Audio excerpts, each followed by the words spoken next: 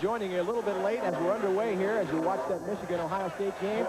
I'm Joe Fonzie along with Fred Bassana. We're midway through the first quarter. California with its first possession of the afternoon, a 3rd down and 12 as Kevin Brown goes back to pass. And throws complete to Chris Richards across the 20 to the 25, but he's going to be short of first down territory. Just to tell you what's happened so far in the first quarter, the Stanford Cardinal took the opening kickoff at its own 37, drove down inside the 10-yard line of the Bears, then attempted a 21-yard field goal as the Bear defense held. And then David Sweeney, who's had his problems kicking field goals for Stanford this year, missed a 21-yard field goal attempt. The Bears got the ball in this possession, and that's where we stand right now as Scott Tabor will punt it away for Cal and stand at his own 12-yard line. Tabor with a low spiral that's going to come down to Thomas Henley on a hop at the 30-yard line. And a good move by Henley to get across the 35 to the 37. And that's exactly where Stanford took over on its first series. We'll see what they can do here as we're scoreless with 7:32 to play in the first quarter. We'll be back right after this. KPIX Sports presents the 89th Big Game. Brought to you by your Toyota dealer.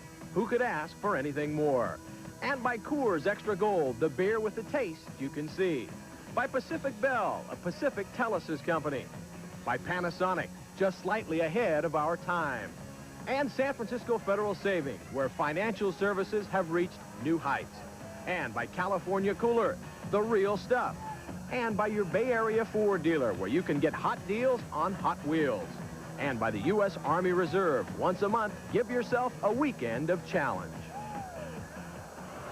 Belated good afternoon to you from Memorial Stadium in Berkeley. As you were watching that Ohio State-Michigan game, we were getting underway here in the 89th Big Game between Cal and Stanford. Joe Fonzie with Fred Bassana. Stanford with his second possession of the afternoon. 1st and 10 now on its own 37 as John Pay will go back to pass and find Brian Morris along the left sideline. Pickup of maybe a yard as John Geringer, the outside linebacker for the Bears, made the stop there. Joe, I think as was illustrated in that first drive by Stanford, what we're going to see all afternoon is we're going to see Brad Muster left, Brad Muster right, and we're going to see John Pay on those short play action passes. He does have the bad shoulder, so I would assume we're going to see him now throwing those nice short high completion percentage passes. You saw the punt just a few moments ago. Thomas Henley was an injured player for Stanford on the punt return. Henry Green, a wide receiver, has taken his place, and he's out wide to the right now with Jeff James in a slot as the Cardinal gives it to Muster, and he will get no gain out of that play, maybe a loss of a yard, as Natu Tuatagaloa makes the stop for the Bears. That first drive for Stanford was a big one in terms of giving Cal some hope in this ball game. The Cardinal moved the ball rather methodically right down the length of the field with Brad Muster. Completed a couple of passes. Muster completed the pass on a halfback option to tight end Eric Snelson. But then the Cardinal unable to make a 21-yard field goal, and the Bears still in a scoreless game here with 6:15 to play in the first quarter. 3rd and 10 for Stanford at its own 36-yard line as Pay will go back to pass again. Swings it out to Brian Morris out of the backfield. He'll be stopped well short of the first down as we see a penalty flag on the play.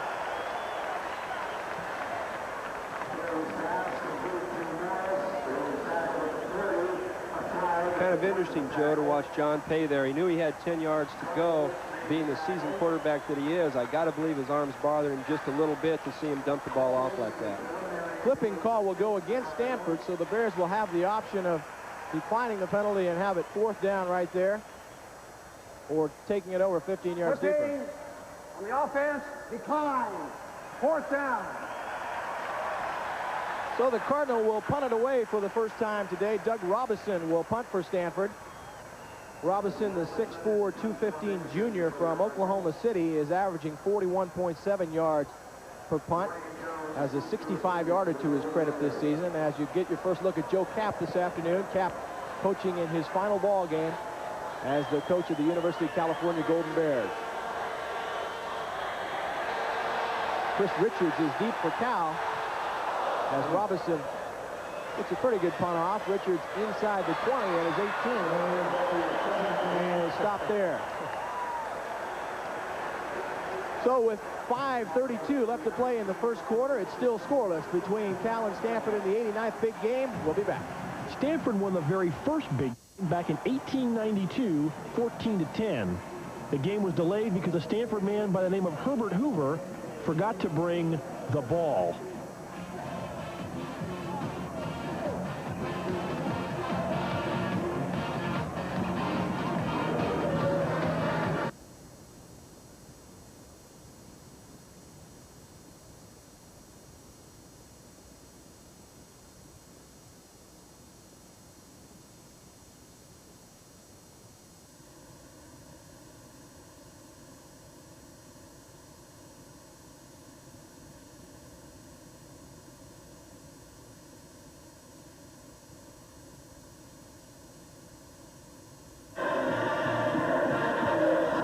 Get an idea of the kind of day it is here at Strawberry Canyon in Berkeley. A little bit hazy, but a beautiful day in November for the 89th big game. The Bears with 3 wide receivers in the ball game now, formation that we expected to see them in to start the ball game. Split backs behind Kevin Brown, who will pass on first down, and throws over the middle to James Devers for a pickup of about 6 yards before he stopped there. Walt Harris making the stop for the Cardinals. The weak side safety for Stanford, number 31. Joe, as we talked about earlier, I think it's important, you know, for Kevin Brown to get off to a good start today. He threw the throwback screen in the first series, came back with a short pass to Devers, and he's 2 for 2, trying to establish a rhythm. If the Bears are to be successful today, he has to have a great day. He'll pass again on 2nd down and 3. Again over the middle to Devers. That pass in front of Brad Humphries as the Bears move the ball for their best penetration of the afternoon. Well, here we go. The Bears haven't been throwing the ball downfield much all year. Here we have a 2-deep coverage with Kevin Brown going downfield to Devers, leaps and makes an outstanding catch. Pickup of 20 yards on the play.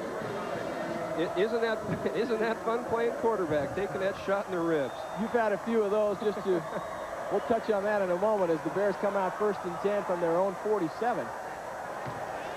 Powers and Richards, the backs behind Brown, who keeps the ball on the option and is stopped by Dave Wyman, the all-everything linebacker for Stanford. Boy, it's interesting watching Kevin Brown, Joe. You see him on his front foot there on that ISO. He looks like he's really playing with a lot of confidence. He stepped up. He knew he was going to take the shot and still delivered the football. Be a pickup of 3 on the option. It was an interesting thing to talk to both coaches. The Stanford folks want to see Brown keep the ball in the option. They'd rather have him keep it than the pitchman, who they feel are much more dangerous in the person of Mark Hicks and Chris Richards. But Brown will go back to pass on 2nd down and 7, and that ball is broken up by Brad Humphries. The folks here, the Cal fans anyway, would like to see a flag on that play, but it's not going to happen. That's Joe Kapp with his backup quarterback today, Brad Howe. Kevin Brown got the start when Troy Taylor was injured late in that USC ball game last week. That was really an unfortunate injury for the whole program at Cal. Troy Taylor definitely could have benefited, Joe, from this experience. You know, get into the tradition, the rivalry. Would have been a big, big plus for him. Jeff Ely now into the ball game as the tight end for the Bears as they go away from that 3 wide receiver set on 3rd down and 7. They give to Richards on a draw, and he's going to be stopped short of 1st down yardage as he gets into Stanford territory. But it's going to be about a 4th and 4 situation. And the Bears now will send the punt team onto the field. One of those situations for Cal today, talking to the coaches from that school, they know they have everything to gain and nothing to lose, and you might see them pulling out all the stops. As Tabor comes out, and Alan Grant is deep for Stanford now after Henley was hurt.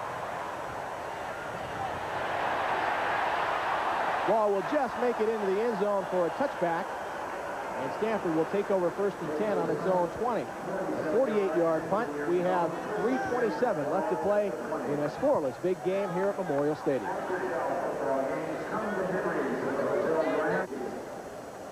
Stanford with a 1st and 10 to get underway here. 3:27 left to play in the 1st quarter. The Cardinal trying to get something going offensively. Same 2 backs, Muster and Morris, behind John Pay as they give it to Muster, who is out across the 25 to the 26.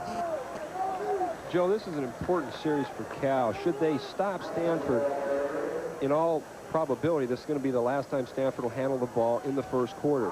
All year, Stanford has outscored their opponents in the first quarter by the gross total of 80-3. That really is an amazing statistic when you think that the Cardinal has not allowed a touchdown in the first quarter all season. Ed McCaffrey now into the ball game, wide to the right for Stanford. He's the freshman wide receiver replacing Thomas Henley, who was hurt.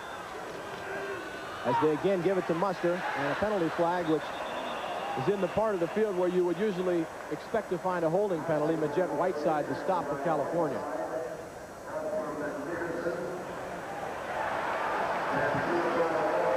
That is the call. It'll be holding against Stanford. The Cardinal took the opening kickoff and drove the length of the field rather effortlessly, but then was stopped by Cal and was no good on a 21-yard field goal attempt, and we are still scoreless. Joe, one of the interesting battles all day today is going to be Andy Sinclair and Majette Whiteside, center versus nose tackle. And on the first drive, Sinclair had the best of it, eating up the yardage with Muster, getting the big gains. Holding on the offense, forced in the previous spot, still second down. And since that first drive, Whiteside has seemed to have made some adjustments and now is doing the job on the nose. Ball back at the 15-yard line for Stanford, where it'll be second down and 15. Cardinal needs to get beyond the 30-yard line for first down yardage. Pay to throw the ball. An incomplete intended for Eric Snelson on the play. Ken Harvey gave him a shot at the line of scrimmage to possibly hold him up a little bit and not let him get into the proper place for that timing pattern. For that. In that kind of set, when they don't have the two backs, Joe, it makes it a little bit tough to pick up that weak outside backer if they decide to stun him. Good defensive call by Cal. I would look for Stanford to, one, either stay out of that set or make an adjustment with that weak tackle. Kevin Scott into the ball game for Stanford, replacing Brian Morris. It'll be third down and 15. And Stanford will have to get the snap off quickly, as there's only 5 seconds now showing on the play clock, and they just get it off in time as Pay takes the ball out of the shotgun. Goes to James along the sideline, and I don't know if he got the first down. He tried to stretch it out across the 30-yard line, lost the handle on the football. We'll have to see where the official spots it there. He's not going to give him first down yardage. New little twist out here. They're sprinting John Pay to the sideline. It's going to make him a little bit easier to throw this deep comeback. Nice route by James here. Drives off defensive back, runs the comeback route, but again, didn't quite get enough depth. Cal makes the stop just short of the first down for the Cardinals. Travis Oliver, the cornerback on that play, made the tackle as Robinson kicks off here, or punts, I should say, at the 30-yard line, where it's taken by Dwayne Jones. And the Bears will have it first and 10 right about at their own 30-yard line. 2:10 left to play here in the first quarter. The 89th big game between Cal and Stanford is still scoreless. We'll be back. In 1947, Cal's Pappy Waldorf coached his first big game. The 8-1 Bears were trailing winless Stanford 18-14 late in the game before Jackie Jensen threw this touchdown to Paul Keckley. California survived 21-18. There you see the career standings in this series. Stanford with a 42-36 lead. There have been 10 ties. The last meeting was won last year by Stanford by a score of 24-22. First and 10 for the Bears at their own 30 as they give it to Chris Richards and get some pretty good yardage off left tackle. Go for about 3 or 4, just short of the 35-yard line.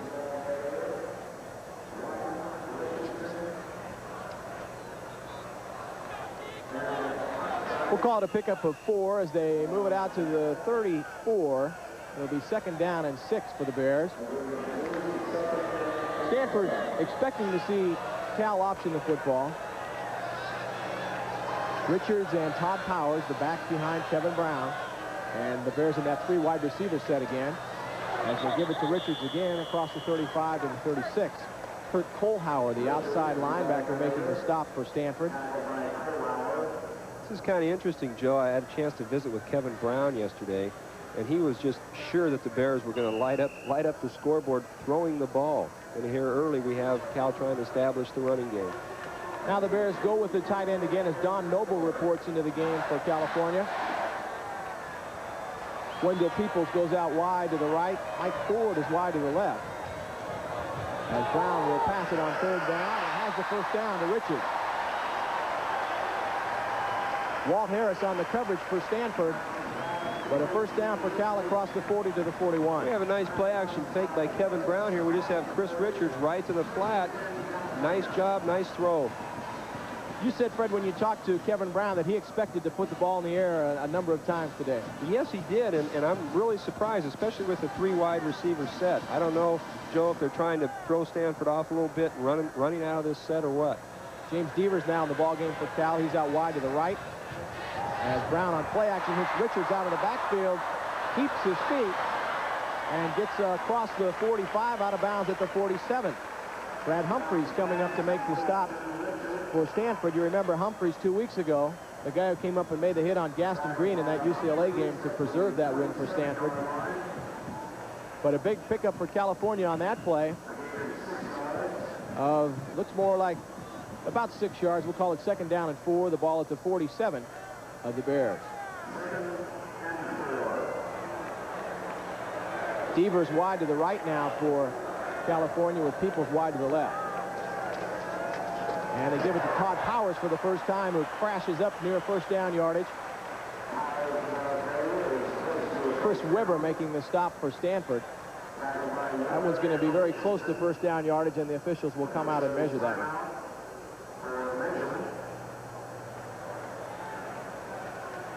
We started to touch on this a few moments ago, that the two teams were very contrasting in whether or not how they felt about Cal running the option. Stanford said that they liked the fact that Kevin Brown was going to be the quarterback because they don't think he handles the ball quite as well or runs with it quite as well on the option. They were going to try to take the pitch man away from him. As you see, the measurement good for the first down. Cal, on the other hand, said they like the fact that Brown is running the option because he's more experienced at it than Troy Taylor, who was before, who was only a freshman. Well, Joe, I'll tell you, again, you have your contrasting styles there of thought, and personally, I'd rather have the great athlete running that option, with Troy Taylor, his athletic ability, than I would Kevin Brown.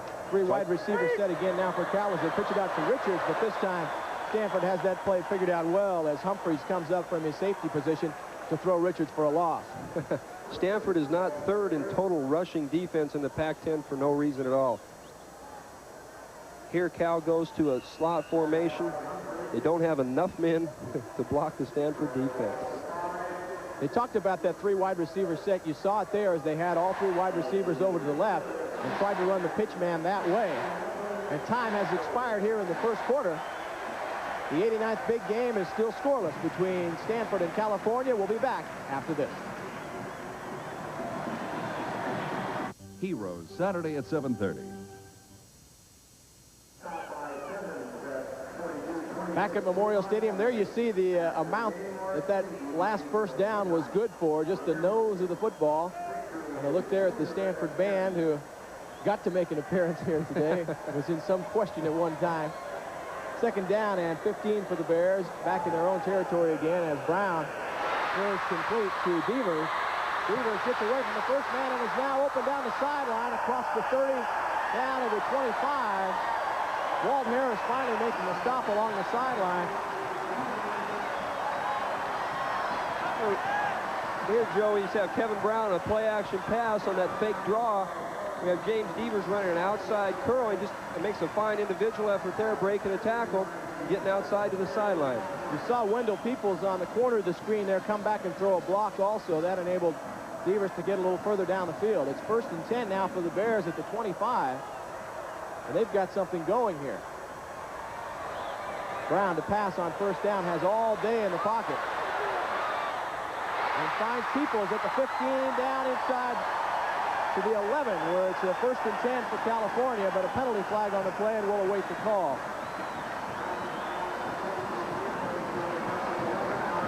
Tell you, anytime a quarterback gets that kind of time, here we have Peoples doing an excellent job finding the open area. And I think we're also going to get a late hit on Kevin Brown, so the Bears could be in good position here. Well, you see Brown falling back into the pocket there, and he just has all day to pick out his receiver. Oh, there it is right there. Face mask in the chest. Flipping on the offense. We'll play it down over. First down. Offsetting penalties, Mark Hicks now into the ball game for Cal, the sophomore running back who was so heralded after his freshman year but has seen only limited duty recently anyway.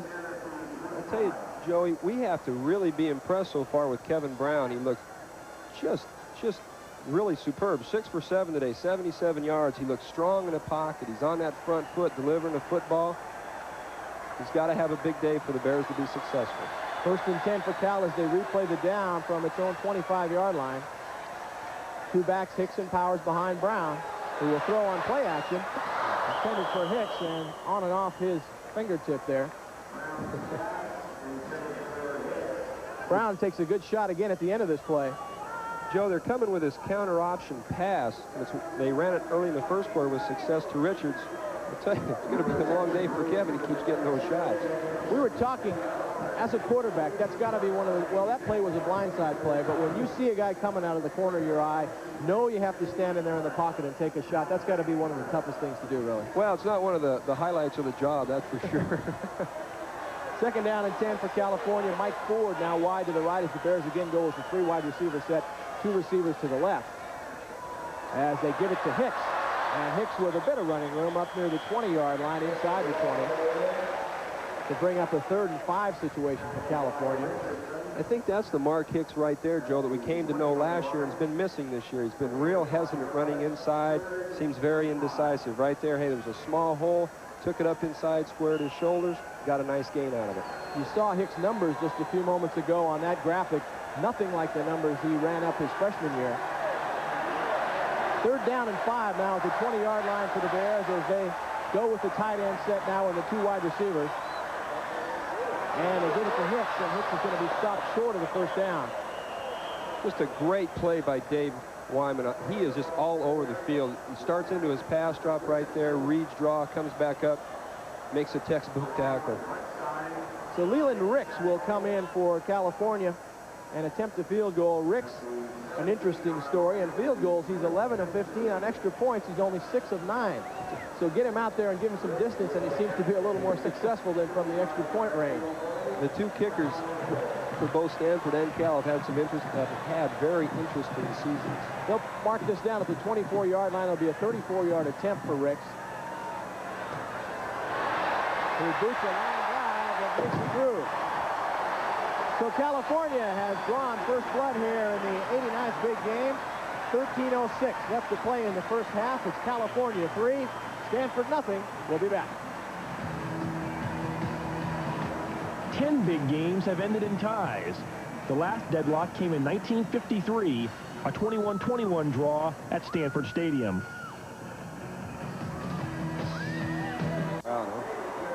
Tightwad Hill, as you get a look at the people who have decided they want to watch this ball game in person but don't want to buy a ticket. Yeah, the monetarily sound up there. It is kind of a long ways away, but you can see the ball game and get the feel as if you were there. Might be a good place to go and bring a radio or a television also. California with a 3-0 lead. It's the first time they've led in the big game since late in the first half in 1984. Leland Ricks will kick off for Cal as Alan Grant and Kevin Scott are deep for Stanford. Again, the Bears show that shift over toward the left side as if they might attempt an onside kick. They did that to begin the ball game, but Ricks kicks it deep to Scott, who takes it at the 9-yard line. Has some running room and now gets out across the 35 to the 36. Leland Ricks, the kicker, had to make the stop that time. That last scoring drive for California, 10 plays, 70 yards, used up 4 minutes and 4 seconds of the clock. Joe, I got to believe that Cal has a lot of respect for Stanford's return game as they've tried, one, the short pooch kick, and then also they're trying to kick deep to a corner, trying to get as many men as they can to cover that kick. 1st and 10 for Stanford at its own 37-yard line. As you get a look at John Pay, 9th in the nation, averaging over 20 completions per game. Stanford trailing 3-0 as they send Muster in motion to the left line. Pay has all day to throw on first down. Now will be flushed and brought down for a loss by Ken Harvey. Oh, interesting look right here. You get an idea the pass protection there on Ken Harvey. Throw the ball, just unable to find anyone downfield. It's tough to protect forever. Got to give the California secondary some credit that time, because Pay really did have time to throw but could not find an open receiver. Loss of 7 on the play, 2nd down and 17, back to the 30-yard line for Stanford. Mustard, the lone running back behind Pay now. And Taylor go back to pass once again. And incomplete for Jeff James, and there was some contact over there. And Gary Hine will be called for pass interference. I think you're going to get a left arm just kind of in the field of play here when it should have been on James. Hine makes a nice move. Oh, that was a close call. Well, he was riding his left shoulder there before the ball got there. Not really too much doubt about that one, but Joe Camp certainly doesn't think so. I'm not sure Joe quite agrees with that call, Joe. If you thought Joe wasn't going to be emotional about this game in his last game as Cal coach, that pretty well says it all. You don't think Joe's asking him about his heritage or anything like that, do you?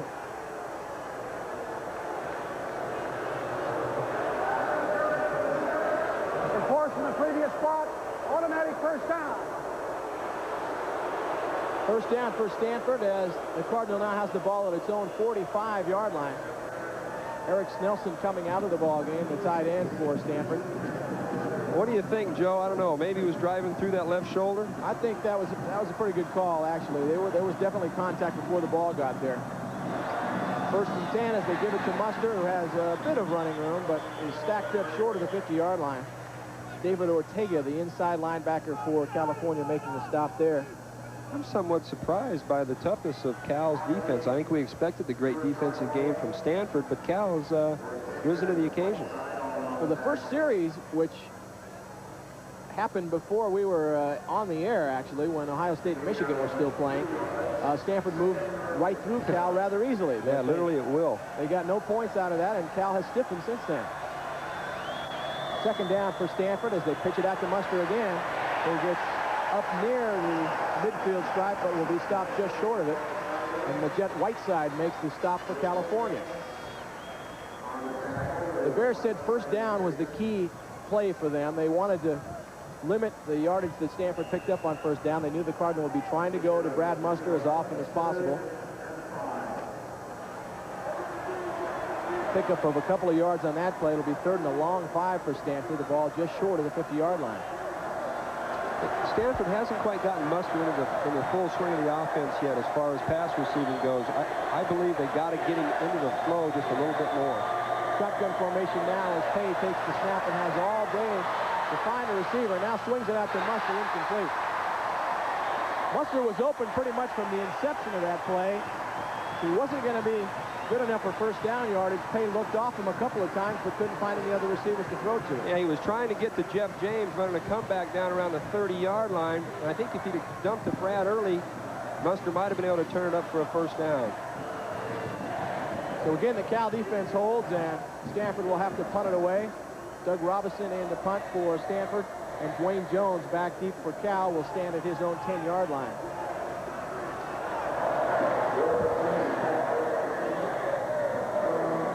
Robinson, a very good short punter.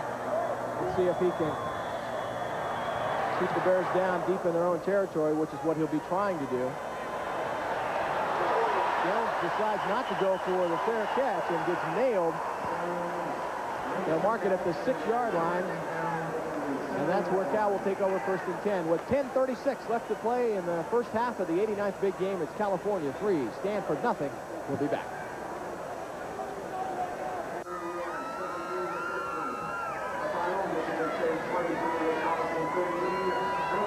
There you see some of the near capacity crowd here at Memorial Stadium in their blue and gold and red and white, as both sides well represented here at Memorial Stadium. Cal with the 1st and 10 on its own 6-yard line. Gives the ball to Chris Richards. A couple of scores there. You see 2nd-ranked Penn State, a 34-14 win over Pittsburgh. That making that Fiesta Bowl matchup seem like more of a reality between Miami and Penn State. Nebraska and Oklahoma tied 7-7 in the 2nd quarter. Second down and 7 for Cal at its own 10-yard line. As Brown on play action will roll to his left. And there to make a good defensive play is Tony Leiker for Stanford. Leiker makes an excellent play there, Joe. I'll tell you, he took the proper angle on Kevin, didn't allow him to get his shoulders around to make the pass to James Devers open on the sideline. The Stanford coaches really like Leiker. He's a 6'5", 250-pound senior who they say never stops. He makes plays 50 yards downfield and makes plays at the line of scrimmage. He just keeps plugging away, and they say that he never stops going from first quarter to fourth quarter. Third down now for Cal at its own 10-yard line. A loss of 1 on that play, as Brown will pass it again. And the pass is intercepted by Kevin Richardson for Stanford. No, now it's incomplete. Boy, he had it in and out of his hands. Wait and see what the officials say. I thought Richardson had it. Now they say California possession. Kevin never sees Richardson going. He's going from curl to flat, never sees him. Devers stripped that ball right away from him. Great play by Devers. Richardson had it, and then James Devers grabbed it away from him on the way down. That's a heck of a play by that wide receiver to get in there and take the ball away from the inside linebacker for Stanford. And now it's a first down as well, as possession had changed on that play. So a break for Cal there, 1st and 10. At its own 16, as Brown goes back to pass line all day. And has Peoples 30 down inside the 25-yard line. It's Mike Ford, not Peoples, number 2 for the Bears.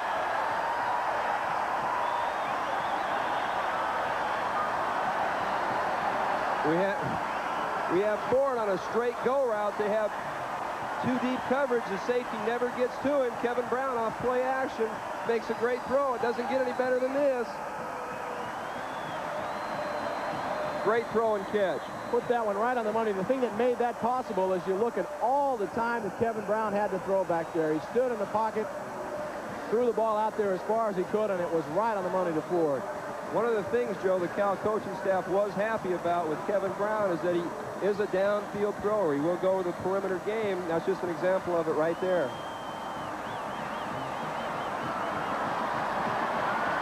First and 10 now for California at its own, or at the 22-yard line of Stanford. A 61-yard pickup on that last play as they go to Chris Richards, and he's tripped up at the line of scrimmage. Chris Webber making the stop for Stanford. The thing that where Brown has had his problems in the past, they like the way that he can throw the ball, but he has been known to be inconsistent. He'll make 4 or 5 good throws and then throw one right at a defender. Nothing wrong with that throw, no matter who you are. Put that one right on the money to Ford. Loss of a yard on that last play. 2nd down and 11 now for California. Brown again on play action and throws to James Devers, who makes the catch. No, now they're ruling he was out of bounds. Toy Cook on the defense for Stanford. See if we can get a look at that one along the sideline there. We have a great matchup there, Joey, with Toy Cook, who was honorable mentions Football News All-American, and James Devers, who seems to have come of age the last 3 weeks. Had the big day last Saturday against USC, and today he's all over the field. 3rd down and 11 now for California, as Peoples and Devers come out wide to the left, pushing the wide receiver to the right. And again, Brown will pass. Look out. Devers is open at the 10, inside the 10, down near the 5.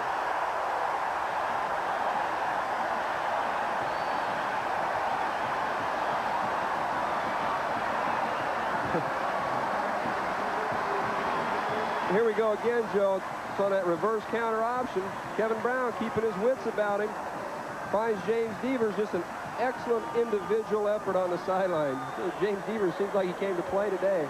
Another thing that made that play happen was the mobility of Kevin Brown. He sees, maybe senses Chris Webber coming up from behind him there, steps up and finds Devers open. The Bears seem to be playing right now the way people suspected they might play all season, as they are charged with emotion and doing a lot of things right. We have a timeout on the field. 7:18 left to play in the first half here at the big game. It's California 3, Stanford nothing. We'll be back. In 1956, Stanford's Lou Valley set a big game record with 209 yards rushing. But Cal sophomore Joe Kapp ran for 106 yards, and the Bears sent Pappy Waldorf out a winner, 20-18. Back at Memorial Stadium, California, 1st and goal at the 5-yard line of Stanford. There you saw Kevin Brown's numbers. On play action, Brown will roll right. The pressure is on. And he throws a touchdown to Peoples. What a catch by Wendell Peoples.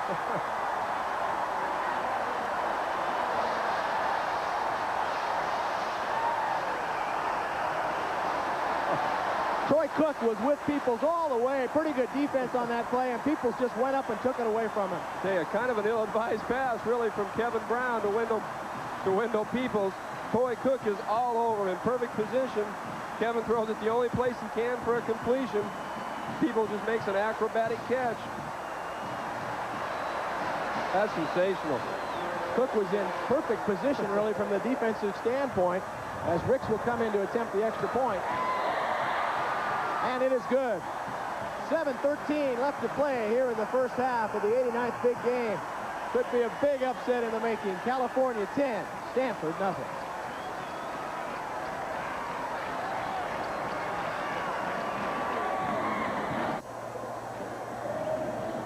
I guess you'd have to call this gut check time for Stanford right now, trailing 10-0 midway through the first half, or the second quarter, I should say. 7:13 left to play in the first half. Cal leading by a score of 10-0. Leland Ricks to kick off for Cal, as Alan Grant and Kevin Scott are back deep for Stanford.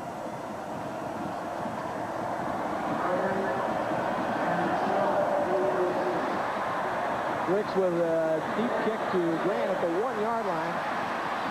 And he'll get out to the 20, and that's about all, as he'll be brought down at the 21-yard line. That last scoring play by Cal, 93 yards in 8 plays, used up 3:23 on the clock. The long play, of course, was that 61-yard completion from Kevin Brown to Mike Ford. And that was the longest pass play of the season so far for Cal. Well, I'll tell you, Kevin picked a heck of a time to throw it, no question about that. 1st and 10 now for Stanford at its own 21-yard line. Let's see what the Cardinals made of here. Jeff James out wide to the left, McCaffrey, the wide receiver, to the right. Pay will pass on 1st down. He will run forward and get a little beyond the line of scrimmage. Don Geringer making the play there to force him out. You know, Stanford has rarely been behind all year. You mentioned that 80-3 deficit in first quarter scoring as we compare the two quarterbacks' numbers there. Kind of an interesting comparison there. I think if anybody would have been thinking what that comparison would look like before the game, we thought it might be reversed. It's a heck of a day going for Kevin Brown. McCaffrey again wide to the right for Stanford. James wide to the left. Mustard, the lone running back, behind Pay. As he passes quickly to James, he has 1st down yardage across the 30 to the 35-yard line. Darryl Stallworth and Gary Hine making the stop for California, but it's a 1st down for Stanford. Joe, this is an important drive for Stanford. Should the Bears score again, they're going to get in a situation where John Pay is going to have to throw the ball 40 times. And I think with his shoulder, that's the last thing that they want to do. They want to throw the short stuff, run Muster. That's how they think they can beat Cal. Very big drive for them. 2 wide receivers to the right now for Stanford. Again, Mustard, the lone running back behind Pay. They'll pitch it out to Mustard, trying to find some running room, and bangs across the 35. Picks up a couple of yards, but Steve Hendrickson makes the stop for Cal. Stanford has, as we said, rarely been behind this year, and that is a factor with Pay. With the sore shoulder, he had surgery back in the spring, had a cortisone shot this past week. And even though Stanford has had 2 weeks off to rest up for this game, Pay is hurting when he tries to throw the ball. No question about that. Pickup of 3 for Muster on the play. 2nd down and 7. The ball at the 38-yard line. Here comes the pressure again as Pay gets away from one man.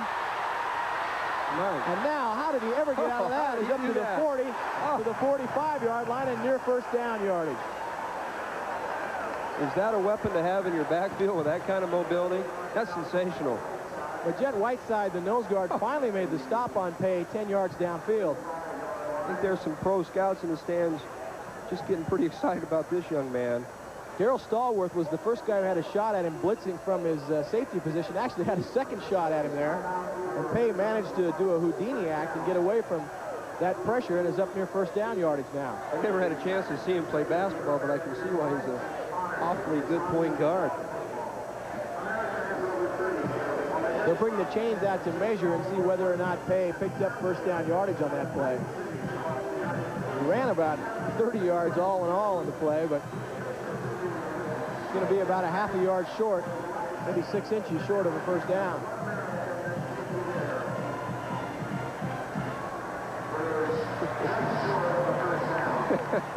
You see the Stanford band there. Did you notice when they came out on the field today, they were all wearing halos, the perfect angels that they are.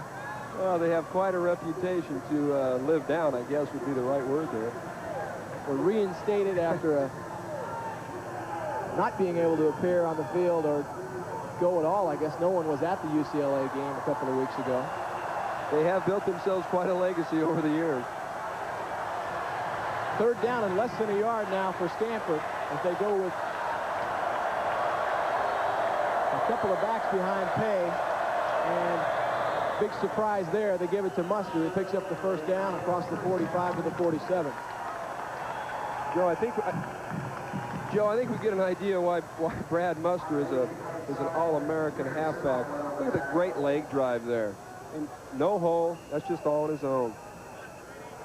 Talking to defensive coach Rod Marinelli of the Cal Bears, and he said the thing that most impresses him about Muster is he never falls backward when he's tackled. He always falls forward and picks up that extra yard and a half or so. First and 10 now for Stanford at its own 47. As Pay will go back to pass on first down. Has all day to find Eric Snelson, his tight end, who is up near first down yardage as well into Bear territory inside the 45.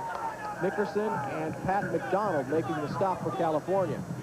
Nothing more than a tight end delay, Joe, and this is what I think we expected from the Stanford offense. Muster, then the short stuff.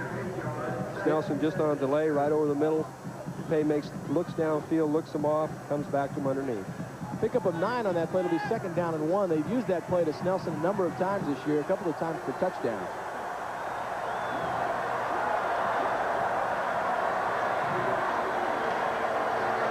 Give it to Muster, who drives forward and should have first down yardage near the 40-yard line of Cal.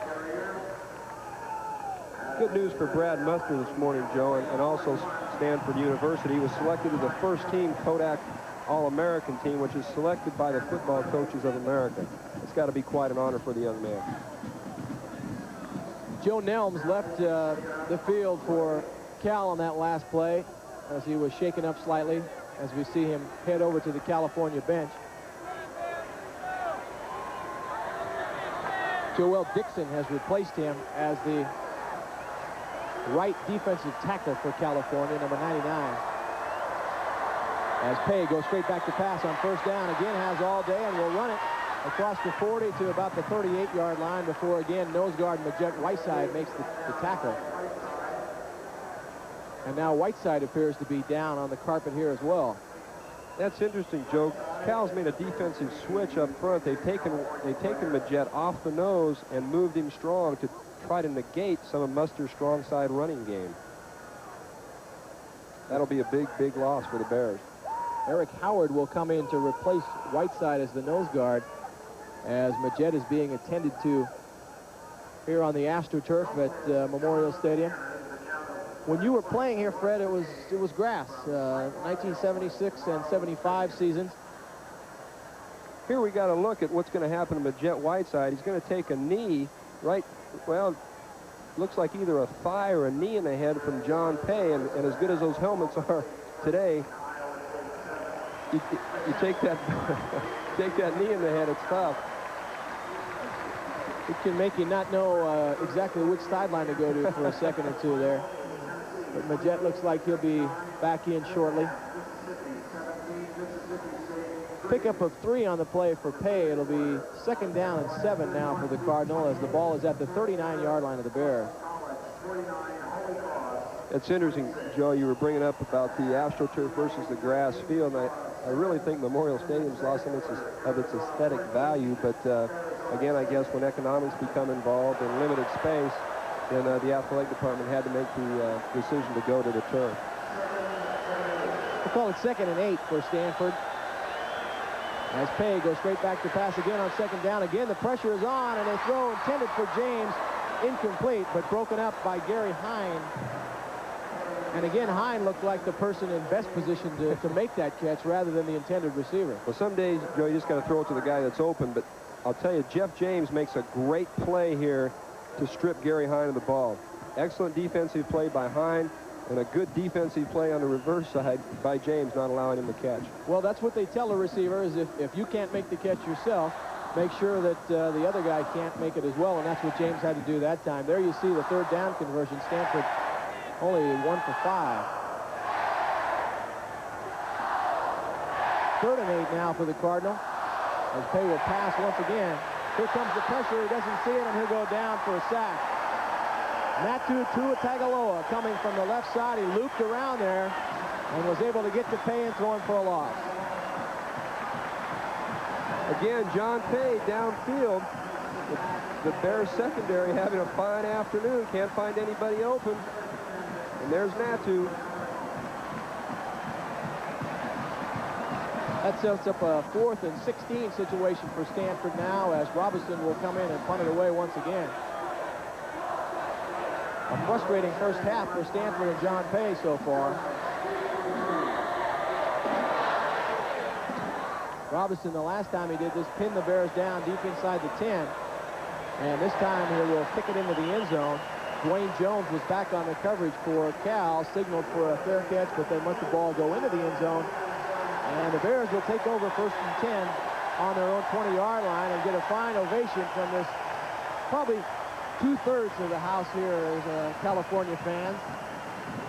Everybody on the north side. You see a lot of red down in the south end of the goal here, where there you see the division as we went from red to really blue and gold there. Certainly is a contrast, isn't it? 1st and 10 for the Bears on their own 20. 2 wide receivers. Now they're going with 4 wide receivers, 2 to each side. As the pass is intercepted by Humphreys. He wanted to go to Peoples, did Kevin Brown, but Humphreys, with a good defensive play that time, comes up with the interception. And now Stanford with excellent field position right at the Cal 25-yard line. This is a nice play by Humphreys. He's going the flat all the way. Makes a diving interception. Here, Joe, we see the problem that has plagued Kevin Brown throughout his career. The first 28 minutes of the first half, he's been just totally sensational to come up and to make a critical error. They'll actually mark it at the 28-yard line, where it's 1st and 10 now for Stanford, and they pitch it out to Muster, who's looking for some running room around the right side. Doesn't get much. Cal right now is defensing Muster about as well as anybody has all year. He kind of cruises around out there until he spots an opening and then accelerates to the opening, but unable to find much that time, as it's a pickup of only 1, 2nd down and 9.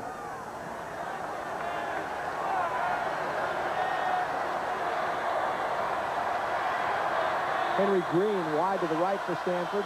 Jeff James wide to the left as Pay rolls to the right. And he has Eric Snelson complete there. That pass was close to being intercepted. A penalty flag on the play back in the Stanford backfield as well. In the vicinity of holding, Joe.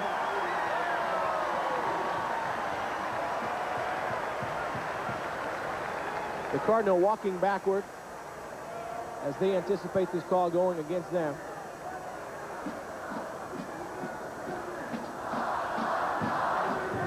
That ball was close to being intercepted and then complete to Eric Snelson, but it will come back.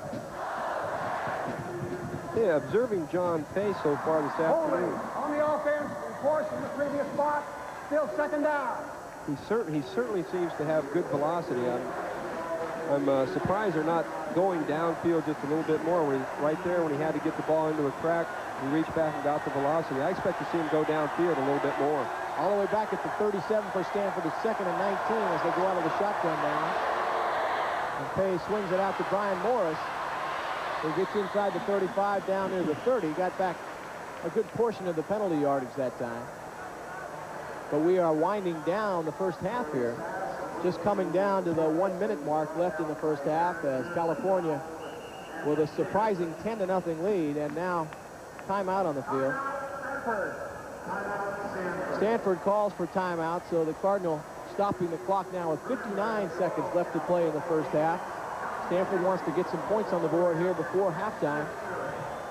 They'll have a third down and about 13 to go.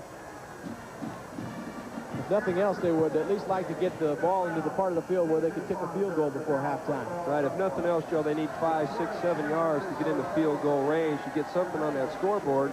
So it brings them back to only a touchdown down. A reminder that tomorrow morning the 49er action starts at 9 o'clock with Wayne Walker's 49ers preview. Then at 12:30, Brent Irv and the Greek bring you the NFL Today. And it's the 49ers against the Falcons at 1 o'clock right here on Channel 5. Also, don't forget that after this game, you'll see the tape-delayed broadcast of the Arizona State game. We won't give you score updates on that one, so that if you want to watch that one as if you're watching it for the first time at 4 o'clock, you'll be able to do so. Not much mystery there anyway, because Arizona State's going to the Rose Bowl.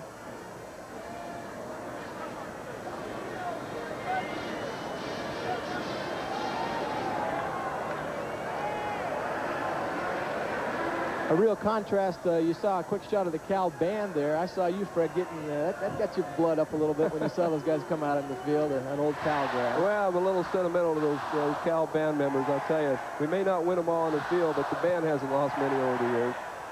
Third down and 3 for Stanford. 59 seconds left to play in the half. Third and 13, I should say. The ball out at the 31-yard line of the Bears. Pay will roll right. They try the shovel pass. It's an incomplete pass. The Bears jump on the ball, but it's not a fumble. It's an incomplete pass. Hardy Nickerson making the stop there and on the ball for California, but this is a forward pass. Interesting play, I think, Joe, from that position on the field. Sprinting John Pay out and try to shovel back underneath.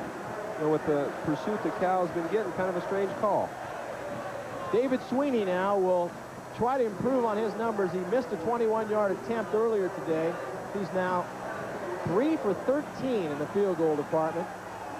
They'll mark this one down at about the 38-yard line, which will make it a 48-yard attempt. Sweeney certainly has the foot for it.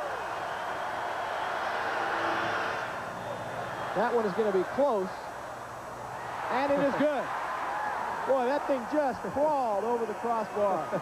Leave it to the big game. Hasn't made one over 30, and he hits a 48-yarder. So Sweeney breaks that string and puts Stanford on the board here with 48 seconds left to play in the first half with a 48-yard field goal. The Cardinal wanted to get on the scoreboard before halftime, break the ice, and now they were able to do that. And that, of course, made possible by that interception by Brad Humphreys of Kevin Brown.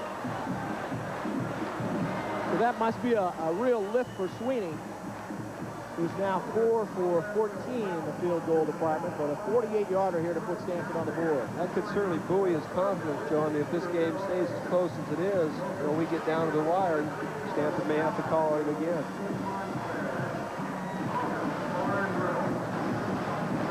You see the axe, which is what they play for in this game, and there have been some instances in the past where people steal the axe from its rightful place. That's why those guys have a chain to them down there, Fred. Kind of a colorful history along with that axe. I guess all the pranks through the years of either Cal or Stanford. Rooters trying to steal the axe from the champion school of the year before.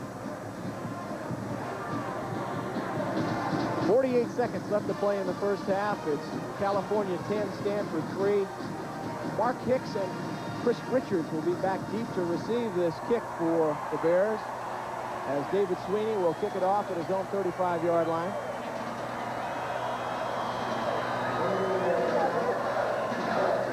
Stanford, the 16th ranked team in the nation, coming in today, finding itself down by 7 points, 10-3.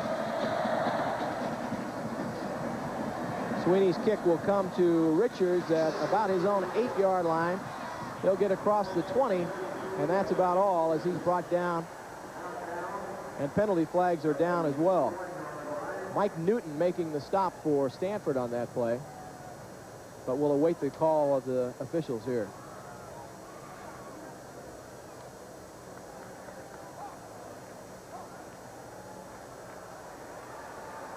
Holding call against Cal. Will back it up. What I imagine, Joe, the Bears are going to be kind of conservative here. Pretty pleased about going into the locker room up 10-3.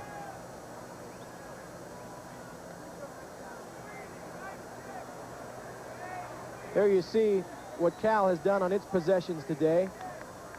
First couple of times it was a 1-2-3 punt situation, but then they scored a field goal and a touchdown. During the run back, 1st and 10.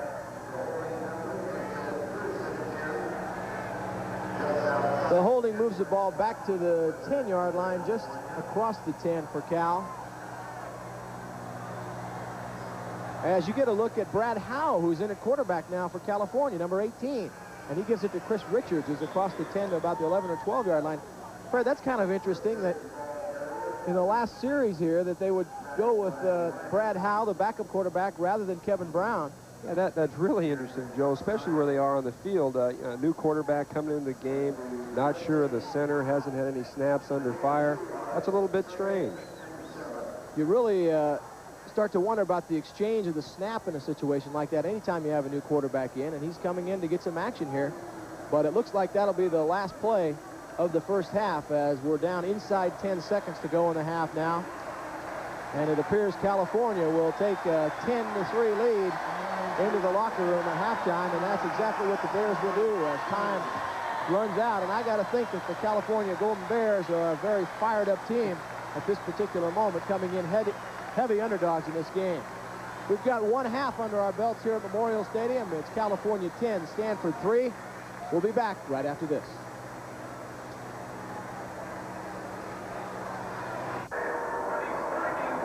That's what they're playing for, the Axe, here in the 89th big game, and California is a surprise 10-3 leader over Stanford at halftime of this 89th big game.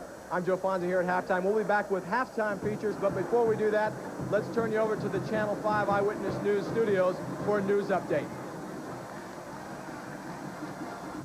Thank you, Joe. I'm Doug Murphy along with Wayne Hagan. This is a special halftime edition of Eyewitness News. They are still cleaning up tonight near Eureka after a strong earthquake hit there yesterday. This was a scene last night in the town of Fortuna. That's about 20 miles south of Eureka. Store owners there boarding up windows, repairing glass that was broken when that quake hit. There are no reports of injuries from that earthquake. It registered 5.2 on the Richter scale. Tonight, entertainer Benjamin Scatman Crothers is dead. Crothers died today in Los Angeles from cancer. Many viewers knew Crothers as the wisecracking garbage man on the TV series Chico and the Man, but his career actually stretched back to the 30s when he earned his nickname doing a fast-talking rap known as scat singing. A march for righteousness taking place in Oakland today. Residents there marching through the streets to take a stand on drugs. Tomas Roman has more on a community that is now working together to fight crime. These people say they're marching for righteousness. These thousands of Oakland residents say they're tired of drug abuse in their city. This is going to make us all aware that there are people out here that want to get rid of drugs in Oakland and are willing to come out and do something about it. And they have come out today. Hundreds of churches and community organizations put together today's march. Songs, banners, and placards all address these people's desire to get their city back from the drug pushers. Organizers of today's event say this area in front of City Hall will be filled with as many as 10,000 people.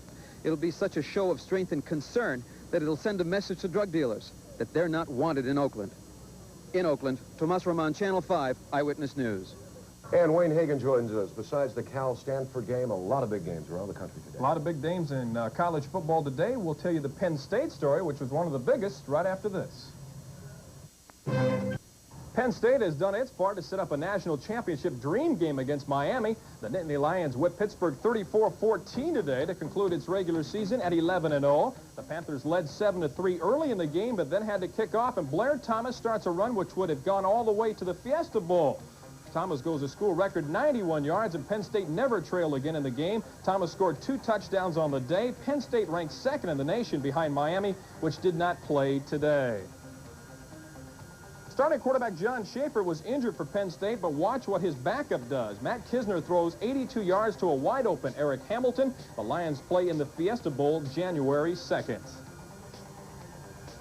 And a thrilling contest for a Rose Bowl berth in Columbus, Ohio today. This is Vince Workman going 46 yards for a score for Ohio State, which would grab a 14-3 lead over Michigan in this traditional Big Ten rivalry. The Wolverines battle back, however. Jamie Morris will go 52 yards here. He ran for 210 yards on the day. And this run led to a touchdown by Morris as Michigan gained the advantage at 19-17.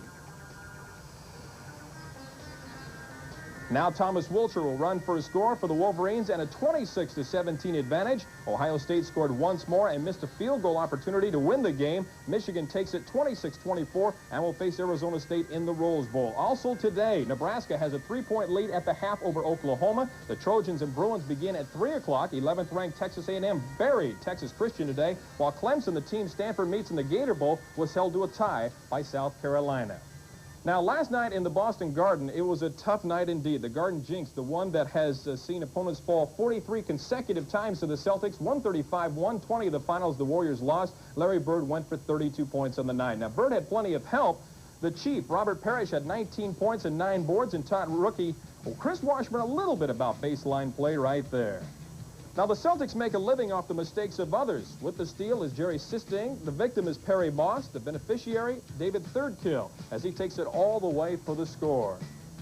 Larry Bird had 32 points, and you are going to see one of his 4, count them 4 3-point plays on the night. The Celtics win by 15. Tonight, the Warriors are in the Big Apple facing the Knicks. Golden State is 5-6 on the year. Now, Cal and Stanford have already completed one athletic event today. The Cardinal water polo team beat the Bears in Berkeley 11-6. Matt Tingler scores here for Stanford, which is a mere 33-0 this season and ranked first in the nation.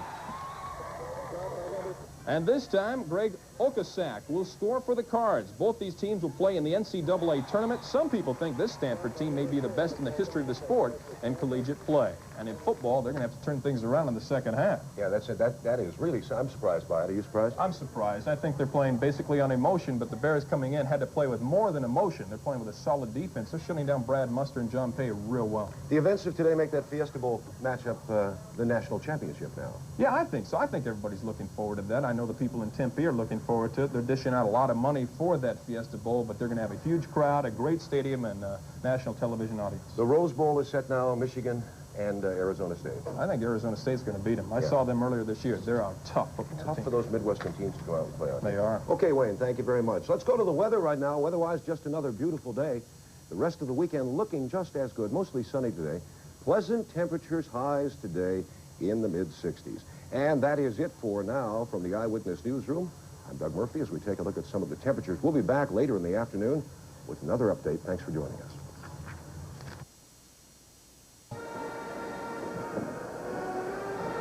Still halftime here at Memorial Stadium in the 89th big game. California leading by a score of 10-3 as you got rather a hazy look across the bay. Both of these teams wrapping up this Bay Area rivalry here tonight, but Stanford has a couple of games to play still before its season will be over. The Cardinal has to play Arizona next week, and then that Gator Bowl date with Clemson on the 27th of December for the Bears. This is it. But the basketball teams for both schools are just ready to start the season right now. And we'll go down on the field now to Channel 5's Steve Kroner, who has an update on the basketball situation for both teams right now. Thank you, Joe. Both Cal and Stanford have played exhibition games thus far this month. The Bears and Cards open their season Friday night. Cal hosts UC Davis. Stanford had the unenviable task of facing Georgia Tech in the Richmond tournament. Here now is a preview of both teams, beginning with the highly regarded Golden Bears.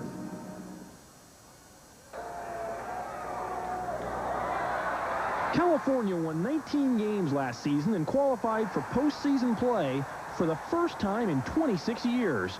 The Bears caught some people by surprise last season, but they won't this year. Cal is ranked 16th in the nation by the Sporting News, and the Bears, along with UCLA and Arizona, are expected to contend for the Pac-10 title. Head coach Lou Campanelli is optimistic, but cautiously so. No one knows this basketball team better than Lou Campanelli. No sports writer, no news media, no polls, nobody.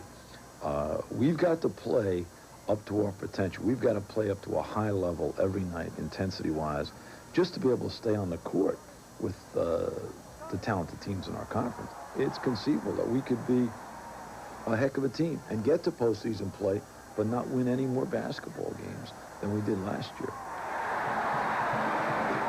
The Bears returned all 5 starters from last year's team. Junior center Leonard Taylor, shown here, combines with senior forwards Dave Butler and Jeff Hewling in the front court. Cal's guard tandem of seniors Chris Washington and Kevin Johnson rates with the best on the West Coast. Johnson was bothered by an ankle injury earlier this month, but number 11 says he's just about healthy now, and Lou Campanelli is expecting big things from Kevin Johnson. I think other than, you know, Kenny Smith from North Carolina or Tyrone Bogues from Wake Forest, he's as quick a player as there is in the country from going foul line to foul line with the ball. So we're looking for a good, solid senior year from Kevin, and we need a solid year from him. And if he has the type of year I think he's capable of, there's no doubt that he will be a high draft choice. We got a year under our belts, playing under Coach Campanelli and his staff. We saw how well we played last year and to what level we got, and now we know what it takes to get a little further. Johnson earned all Pac-10 honors last season. So did Stanford's Todd Lichty, and Lichty was just a freshman. He led the Cards by scoring more than 17 points per game. Stanford has a new head coach this season with Mike Montgomery replacing Tom Davis. And Lichty says his teammates have responded well to their new head man. The team seems to be more together this year, closer, I guess you could say. And I think everybody's pretty happy with the way things are going. Are pretty comfortable with Coach Montgomery's system and his style of play. Dave Butler's brother Greg will start in the front court for Stanford, along with impressive sophomore Howard Wright, shown here. Mike Montgomery wants to make sure his players don't get too upset over any one particular loss. Going into the season, I don't see anybody that we can't beat, but there are obviously going to be some people on good nights that are going to give us a lot of problems. Win the games you can, be consistent with what you do best, and play as hard as you can. California has won the last 4 meetings between the two schools, and Cal has won 9 of the past 10. The Bears and Cards meet January 17th in Harmon Arena and February 22nd at Maples Pavilion. Joe Fonzie and Fred Bassano will be back with the second half of today's game after these messages. We are about to get the second half underway here at Memorial Stadium in Berkeley, where the California Golden Bears hold a 10-3 halftime lead. Joe Fonzie with Fred Bassano back with you. We're going to take a look at some highlights from the first half action. This first one will be one that you didn't see as you were still watching the Ohio State-Michigan game. This was David Sweeney with a 21-yard field goal attempt that was no good as Stanford took the opening kickoff and drove well down the field. Then the Bears got on the board first with a 34-yard field goal by Leland Ricks. That put Cal ahead 3-0, 13:06 left in the second quarter. Now, this was the long pass with Cal deep in its own territory. Kevin Brown with all day to throw, puts one right on the money to Mike Ford, a 61-yard play that gave Cal a great opportunity deep in Stanford territory, and the Bears were able to take advantage of that and later go in for the game's only touchdown of the game. Again, you'll see Brown on play action rolling to his right, and he looks for Wendell Peoples in the back of the end zone. Toy Cook with pretty good defensive position, but Peoples goes up just a little bit higher to make the catch. That made it 10-0. And then Stanford got on the scoreboard with just 48 seconds left to play in the first half on a 48-yard field goal by Sweeney, breaking a long dry spell for him and putting Stanford on the board as they trail 10-3. You get a look at some of the first half statistics. Yards passing, look at that one. Cal with 169 yards to just 62 for Stanford. If anything, as you were saying, Fred, you expected those to maybe be totally opposite. We sure did, Joe, and I'll tell you, if Kevin Brown continues to play the way he did the first half, Cal's going to give Stanford all they want today. Things just about even in terms of first downs, with Cal with 7, Stanford with 8. In the individual department, Brad Muster has rushed the ball 12 times for 50 yards. As a team, Stanford has rushed the ball 20 times for 56 yards, so Muster has accounted for all but 6 of their yards rushing. So that's kind of an interesting statistic as well. And I think the key there, Joe, is that the first drive that Stanford had, Brad Muster got 35 of his 50 yards. So the last quarter and a half, the Golden Bears held them to 15 yards. It's going to be important that they keep that kind of defensive pressure on the Cardinals. And as you saw, that drive did not net Stanford any points at all when Sweeney missed that 21-yard field goal. Another tough break as far as Stanford is concerned is Thomas Henley was lost on the first punt possession for California. Henley received the punt and suffered a slight dislocation of his left elbow. He's going to be out for the rest of the game. So one of the starting wide receivers is down for Stanford in the person of Henley, and that will be something that will be interesting to watch in terms of Stanford, because the backup people don't nearly have as much experience as he does. Henry Green is a sophomore who has been seeing some time in place of Henley, and Ed McCaffrey is only a freshman, and he also has been playing in that spot vacated by Henley's absence. It's going to be interesting, Joe, to watch John Pay as the second half gets underway. He needs to go downfield. He needs to stretch the Bear defense a little bit and get the ball to his wide receivers. Everything's been to Schnelson, Mustard, everything in tight. Jeff James has a couple catches, but nothing that's really going to spread anything out and open up the inside for Brad Mustard.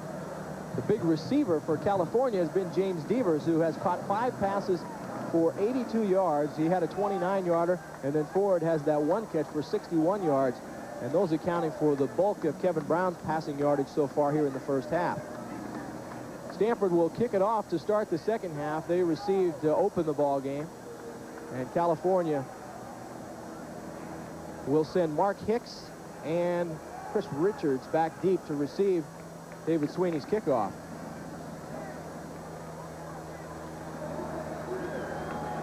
This is going to be an interesting half, Joe. Stanford is so well coached and so well prepared. It's going to be fun to watch what they do to attack Cal this half. Sweeney with a kick coming down to Richards at about the 7. He stumbles forward, be stopped short of the 20-yard line there. To make the original hit for Stanford was Bruce Richardson. Take a look at some scores around the country today. That was the second quarter score in the Pac-10. Washington State with a 10-7 lead over Washington. There's one of the magnitude this one could be if California holds on for this lead. Oregon with a 21-14 lead over Oregon State at halftime. Number 2 ranked Penn State was a winner over Pittsburgh as the Nittany Lions stay undefeated. As Kevin Brown gives to Chris Richards on the first down here of the second half, and Richards with some good yardage across the 25-yard line. David Wyman finally making the stop, but not before Richards takes it pickup of about 7 yards on that play. Halftime score, Nebraska leading Oklahoma 10-7. There's that big matchup. Michigan a 26-24 winner over Ohio State, so it'll be Michigan and Arizona State in the Rose Bowl. Second down and 3 now for the Bears, as getting up near first down yardage was Todd Powers. Again, Wyman on the stop for Stanford. That play gives us a great look at Dave Wyman. How he got 139 tackles already this year, was still a game and a half yet to play, and why he was honorable mention Football News All-American. Got a couple on that play. It's 3rd down and 1 for the Bears. Stanford trying to dig in here and make the Bears punt it away deep in their own territory. 2 backs behind Brown as they send Peoples in motion to the left. And he's not going to get it. That was Richards, and he's going to be stopped short of the first down. He was hit a couple of yards behind the line of scrimmage. That was some good individual effort. I don't know if he wiggled free to get the first down there or not. They're going to actually come out and measure it. I thought he was stopped short, but now the officials will come out and measure as he struggled forward for some extra yardage after initially being hit behind the line. This is a big spot early in the 3rd quarter. You have to ask yourself now, Cal, obviously, well, they got the first down, so forget the speculation. That was just a good individual effort by Richards, as he was originally hit well behind the line of scrimmage, but managed to struggle forward and pick up that yard he needed for the first down. We are just underway here in the second half of the 89th big game. California holding a 10-3 lead over Stanford. 1st and 10 now for the Bears, as they have that 3 wide receiver set in again, as Brown will go back to pass on first down. Complete out at the 30 and across the 35 to the 40-yard line to Kevin Cushing. That's the first time Brown has found Cushing with a pass. And Cushing has first down yardage, as he made a good play once he caught the ball, Fred. Just come down, run the inside turn, just a nice possession type reception. 5 yards, makes a nice move inside. Kevin does a nice job coming back to him, knows where his outlet receiver is going to be, hits him right on the numbers. Well, they'll measure now to see if Cushing picked up the 10 yards needed for the first down here. Those are the kind of passes that Cal has to throw. If they keep... Well, we're going to have an interesting second down call here. Well, I just gave them the first down, and they were short. A minute ago, I said they didn't make it, and they did, so maybe I ought to let the officials do the calling on that. But it's going to be second down and less than a yard, and as you say, from a quarterbacking situation, this is the one that you love to call. Oh, yeah. Definitely. You know, this is a good opportunity for Kevin to air it out. You know, should he not, hey, throw the pass completion, you know, the high percentage pass that gets him in a rhythm, give him some confidence going into the second half. Jeff Ely is in as a tight end now for Cal as they go with the more conventional 2 wide receivers and give it to Richards, who has first down yardage across the 40 to the 42. Lester Archambault making the stop for Stanford. Archambault, the freshman defensive tackle, but not before the Bears pick up a first down. The thing, Fred, that Cal has done so far that the Bears have not done throughout the years, they haven't self-destructed today. They haven't gone down and fumbled the ball away. They did have the one interception that resulted in a Stanford field goal, but that's been it. First and 10 as Brown will again put it in the air on first down. Throwing for it all. Has Ford out there again, and this one's intercepted by Walt Harris. Kevin throws the ball a little bit late here. He had to throw early, then he waited too long, tried to throw it. Ball's in the air too long. The free safety gets there to make a nice play. Looked like he might have expected Ford to continue with that route, too, and when he pulled up, then it was overthrown and intercepted by Harris. And just as I was saying about Cal not turning the ball over, they do turn one over. And Stanford will have the ball first and 10 at its own 10. 12:29 left to play in the third quarter. It's California 10, Stanford 3. We'll be back.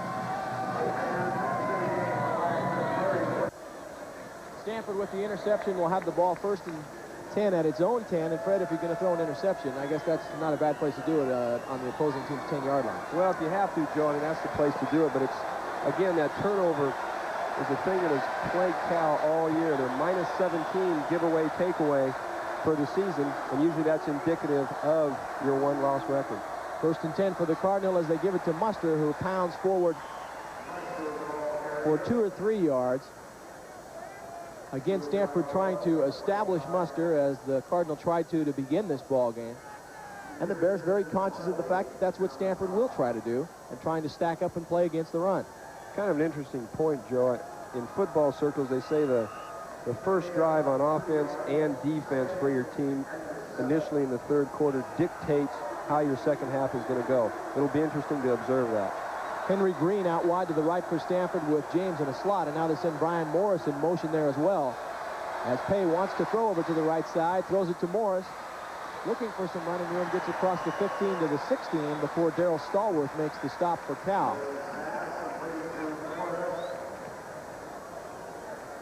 Again, a short gain for Stanford, which will bring up a third down situation. Again, Cal's defensive backs doing a good job making John dump the ball off out here in the flat. Again, Morris just gets what he can out of the play. The Bears have done a good job of keeping all the Stanford pass plays in front of them so far, not letting anybody get deep. And then the question is if Pay can reach them with the sore arm as well. Third down and about 4 now for Stanford as Pay goes back to pass. Throws over the middle to Snelson, and he has the first down before Hardy Nickerson makes the stop for the Bears. Nickerson putting a pretty good hit on the Stanford tight end that time. Nice play by Stanford. Watch this as Brad Muster will clear out the underneath coverage here. The inside backers, we bring tight end back underneath the coverage. You can see there where Muster cleared out, has a large hole to get the completion. And now Snelson is shaken up on the play. He did a good job of hanging on to that football because Nickerson put the hit on him right on his hands where the ball was, and he was able to hang on. But now he's down, and we'll take a quick break here with California leading 10-3, 11:04 left to play in the third quarter. We'll be back. Back at Memorial Stadium, Stanford, a first and 10 at its own 25-yard line. As Pay has Kevin Scott and Brad Muster, the backs behind him, and gives it to Muster. Muster bangs forward across the 25 before David Ortega makes the stop When we left you, Eric Snelson was down on the turf. He came off with some assistance and is now on the Stanford bench. He's been replaced at tight end by Jim Price, the freshman from Pine Brook, New Jersey, who got to play considerably early in the year when Snelson was hurt with a sprained ankle. Replaced him for a couple of weeks, and then Snelson came back to assume the starting job.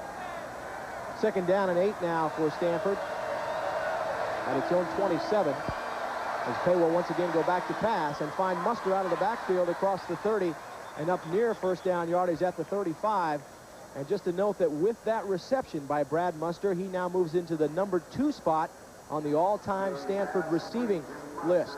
He is still considerably behind Darren Nelson, who has 214 career receptions, but you see Brad Muster moving past Vincent White with 163 career receptions, number 2 on the all-time Stanford career receiving list.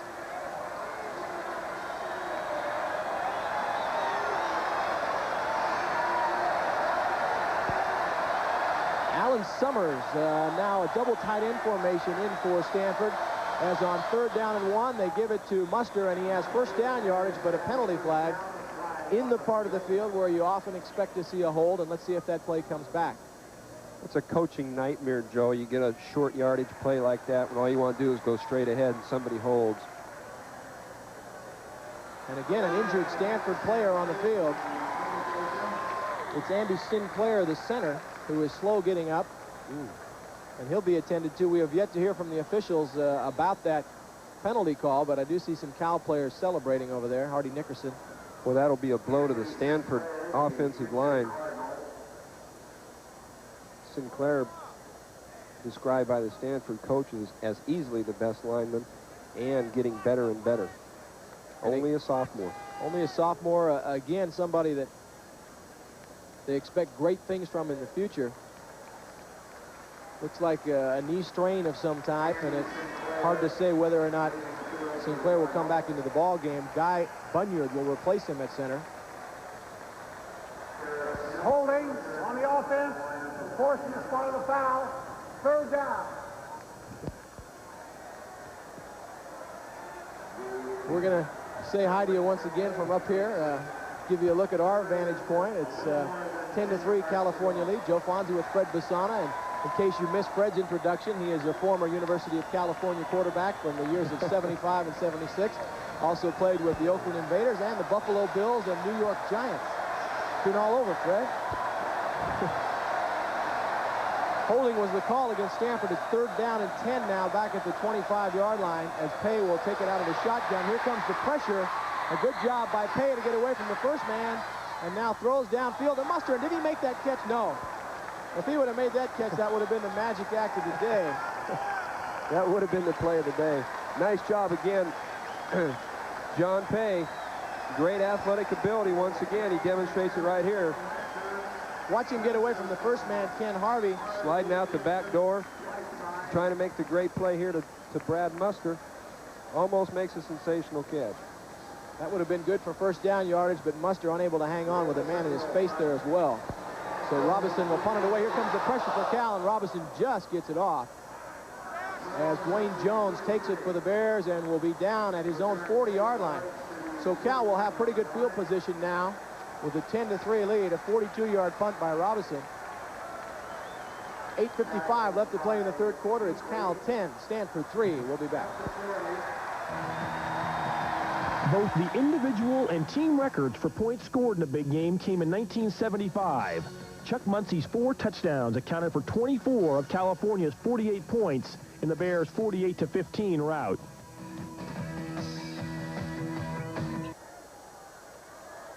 We're back at Memorial Stadium, where California continues to hold on to its 10-3 lead here in the 3rd quarter. The Bears with the 1st and 10 from their own 40. Movement along the line of scrimmage, but no penalty flags, as Kevin Brown goes back to pass, and incomplete, as he tried to throw to Chris Richards out of the backfield, but Richards unable to get a foot down inbounds. Chris Webber on the defense for Stanford over there. Stanford, the 16th ranked team in the country coming into this ball game, as you get another shot at the folks up on Tightwad Hill. But the Cardinal, Gator Bowl bound, trailing the Bears by 7 here in the third quarter. 3 wide receiver set again now for Cal as they send 2 to the left, 1 to the right. And they give it to Todd Powers, who's going nowhere. Powers was stacked up on that play by Mike Noble, making the stop for Stanford. So it'll be a second down, or rather third down and a 12 situation now for California. The ball back at the 38-yard line. Cushing goes out wide to the left now. Peoples wide to the right with Devers in a slot to the right. And Brown goes straight back to pass again. Here comes the pressure, and down he'll go with the 35. Chris Webber making the stop. Webber came in with 6.5 sacks for Stanford. So make that 7.5 now. Very big defensive series there for Stanford, Joe. It seems like they've come back now and established themselves on defense. Alan Grant back deep to receive Scott Tabor's punt, and the punt is blocked. Penalty flags on the play as well. Stanford recovers the football. Stanford's offside. Picking up and running it into the end zone for Stanford is Mike Newton, but that play is going to come back. Even if it were recovered by Stanford, the ball was dead, whistled dead down at the 27-yard line. But now it looks like we're going to have an offsides call against Stanford. Yeah, we can't quite see it right there, Joe, but the whole middle of the Stanford punt block team was offside. Tony Leica was the guy who came through and got a piece of that ball. Here we go. Looked like the guy who was offside for Stanford was Paul Spitenko, number 91 there, that you could see on the right side of your screen. So a 5-yard penalty now. That will not give the Bears a first down. On the defense, still 4th down. It'll be 4th and about 10 now, 4th and 9, as again Tabor will kick it off, or punt it, I should say, to Grant, who will now stand at his 15-yard line.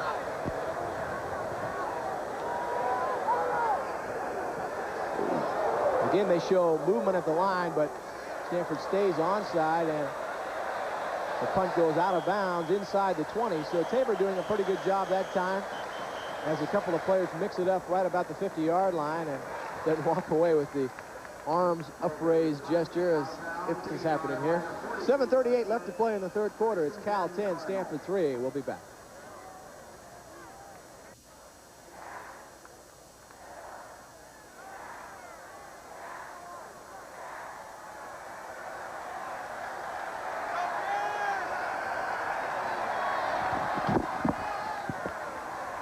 First and 10 now for Stanford as they give it to Brian Morris, and he's going to be stopped after a short gain. Just a reminder, as you saw in that graphic a moment ago, that you won't miss any of the Arizona State-Arizona game, which will be shown on tape delay right after this ball game. That's why we have intentionally not been giving you updates on that one, so you can watch it as if it were for the first time. Penalty against Cal will be called. Looks like a major one against the Bears, and that will move Stanford out of a hole. A very unfortunate penalty there for Cal, Joe.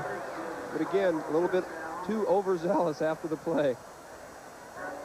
The Bears had been able to keep Stanford in a pretty good hole there most of this third quarter in terms of field position, but now Stanford moves out to its own 34-yard line, where the Cardinal has it first and 10. Pay, the pass looks short and now throws over the middle to Snelson, who's back into the ball game. David Ortega making the stop for Cal. Snelson, who was shaken up a few moments ago in that previous Stanford series, now back into the ball game. He sure does a nice job of getting open in those little seams between the backers.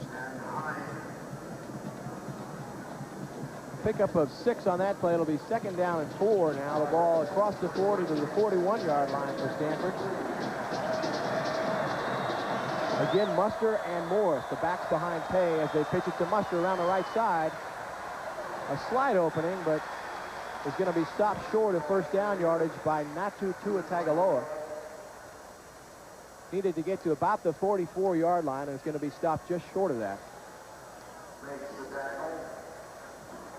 So it'll be 3rd down and a little less than a yard now for Stanford. Biggest play of the third quarter coming up right here. not much question about who they'll probably go to in this situation. They come in with a double tight end formation as Jim Price comes into the ball game for Stanford. Price will be the tight end to one side, Snelson to the other. Muster and Morris, the backs behind Pay. And Muster struggles forward. Looks like he might have stumbled across for first down yardage. It all depends on the spot here. Now the officials aren't even saying any question about it. They're raising up the fourth down marker already.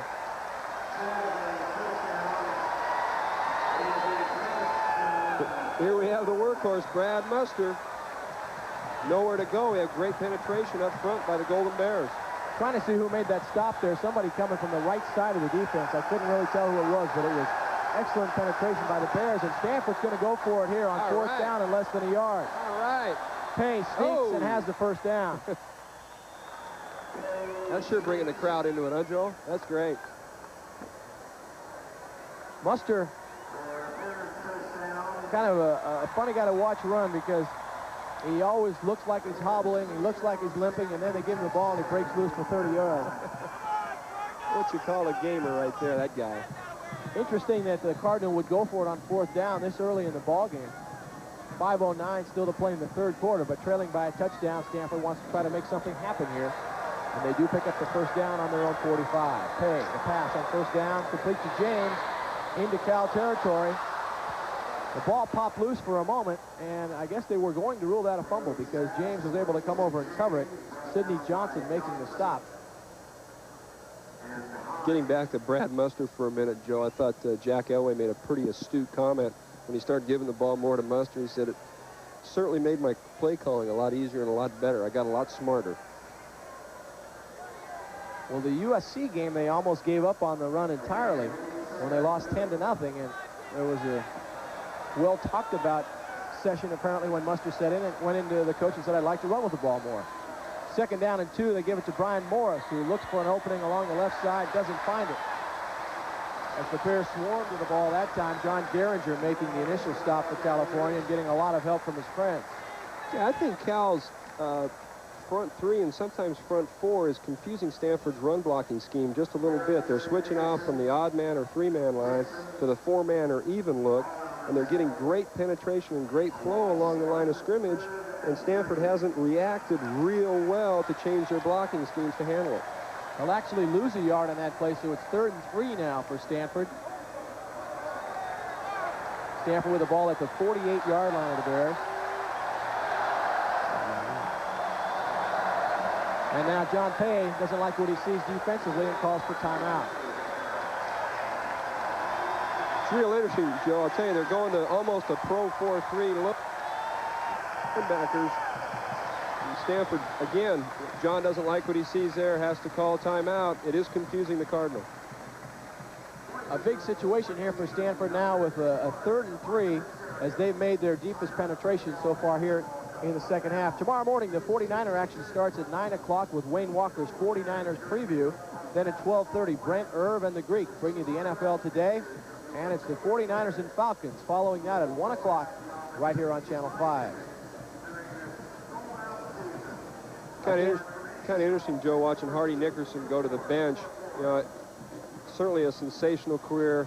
It's almost kind of a sad note that he's going to leave the university on such a down note as the season goes. So I'll tell you, several of the people, the players especially that I talked to, hey, it was not win-win for the Gipper, but hey, Hardy's been here. He's tried to be an emotional leader, and they certainly have a lot of respect for him, like to see him go out on top. Well, at the beginning of the year, they were talking about him as a possible All-American candidate, but the problem with that is you don't have too many All-American candidates on teams that only win one ball game. That's for sure. 3rd down and 3 now for Stanford. Big play here in the second half. Pay sends James in motion to the right. Muster the lone running back as he'll go back to throw it. Has Muster across the 45 down to the 40 for first down yardage. Again, one of those simple plays where Muster just flares out of the backfield and they find him knowing that he's going to pick up the yardage. Nice play by John Pay here. You can see his head. He's downfield, trying to find somebody down there. Knows his secondary receiver, Brad Muster's going to be in the flat. I'll tell you, that's not a bad idea, getting that guy the ball some way. So now Stanford has moved to the 40-yard line of the Bears. 3:25 left to play here in the third quarter. Stanford trailing by 7, 10-3. Buster being replaced now in the backfield and gets a fine hand as he comes off. Kevin Scott now in there with Brian Morris for the Cardinal as they pitch it to Morris, who tries to get around the right corner, and he's not getting much.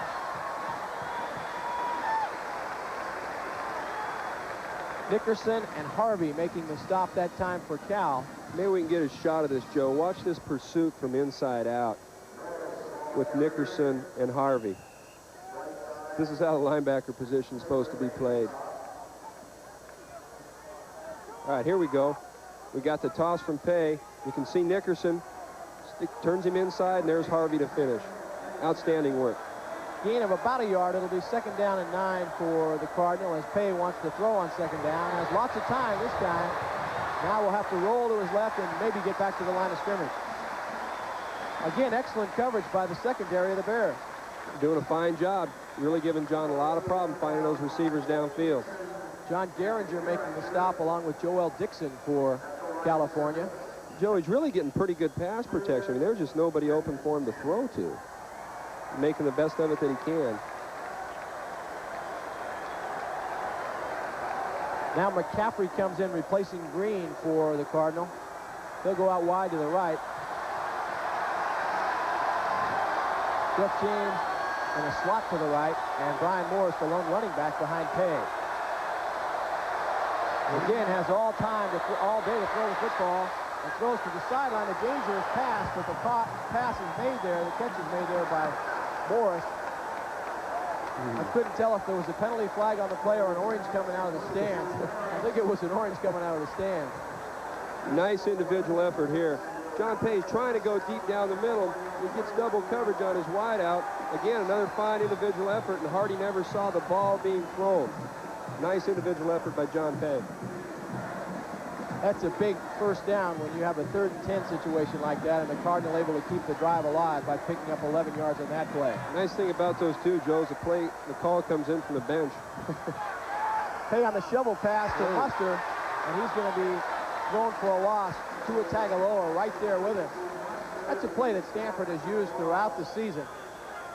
You know really what the problem was here. It looks like there's just so much penetration that John can't make the little flips. He has to hesitate. He finally gets it to Brad just in time to see not to. Number of players slow getting up from that pile that time. Muster is limping back to the huddle. There's also a Cal player down. Before we try to identify him, we'll wait and see and get a number for sure.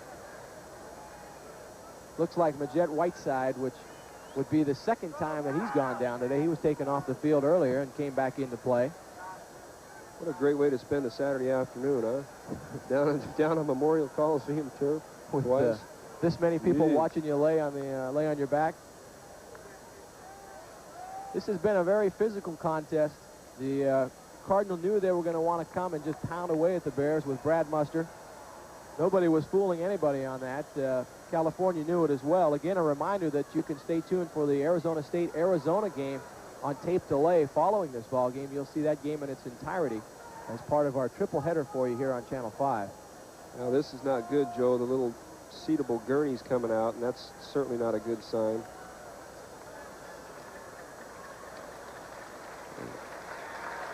The Jet being helped to his feet.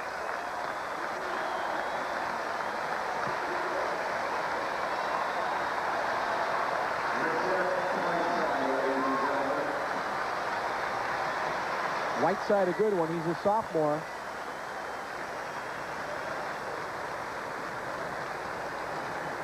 And when he's been healthy, he's been maybe the Bears' 2nd most steady defensive performer all year.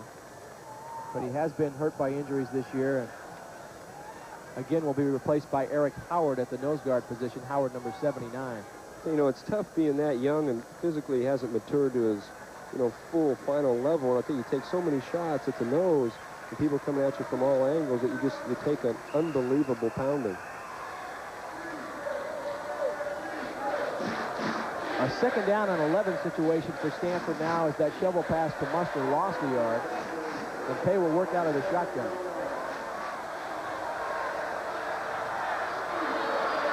Again, all day to throw. And now he's throwing for the end zone to James and unable to get it. James was over there, as was Green. Taylor and Johnson on the coverage for the Bears. Again, there was a situation. I think James was open early, and John maybe just didn't have the zip to get the ball out there. Yeah, it looked that way, Joe. I'll tell you, I was surprised he didn't pull it down and run with it. I thought he was 2 or 3 yards past the line of scrimmage when he threw the ball in the first place. You could see the protection on the pocket just formed perfectly for him that time. Right. Was able to step up and get past the pressure. McCaffrey now comes out wide to the right for Stanford as James goes to the left. And Muster in motion to the left. They play to pass it on third down. They throw it to Muster, and he wasn't able to get the ball. He might have had trouble with the sun over there. He was looking right back into the sun, and the Cardinal got the defense it wanted for that particular play, Fred. Yeah, he sure did. That was a great call, the man-to-man coverage. It just looks like Brad, as he gets right there in the sun, the ball's on him before he realizes, you know, that John has even let it go against the incompletion. He was going from shadows to sun right there as the shadows start to go across the field here, and that might have just blinded him going right into that sunlight. Fortunate move there for Cal. That was 6 points had he been able to hold on to that ball. David Sweeney on to attempt a 47-yard field goal attempt. Again, has enough leg, but is well wide to the right. So California able to keep Stanford from getting any points on the board on that drive, and was able to cling to a 10-3 lead here with 35 seconds left to play in the third quarter.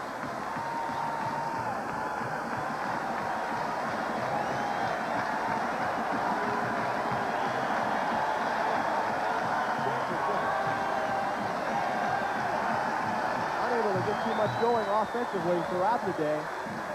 It's been a struggle for the Cardinal, with the exception of that first drive when they moved right through the Bears. Cal will take over 1st and 10 at its own 30 now. Powers and Richards, the backs behind Brown, as he pitches it out to Richards. Tries to reverse his field, and he does have some running room over there, but will be dragged down from behind and about the line of scrimmage. Very fortunate to get back to the line of scrimmage. More times than not, Joe, it seems that, hey, take your losses. Don't put us in any worse field position than we're already in. We're winding down. 15 seconds left to play here in the third quarter. As again, a player is shaken up on the play. That was Richards, the ball carrier for Cal, who will be helped off now.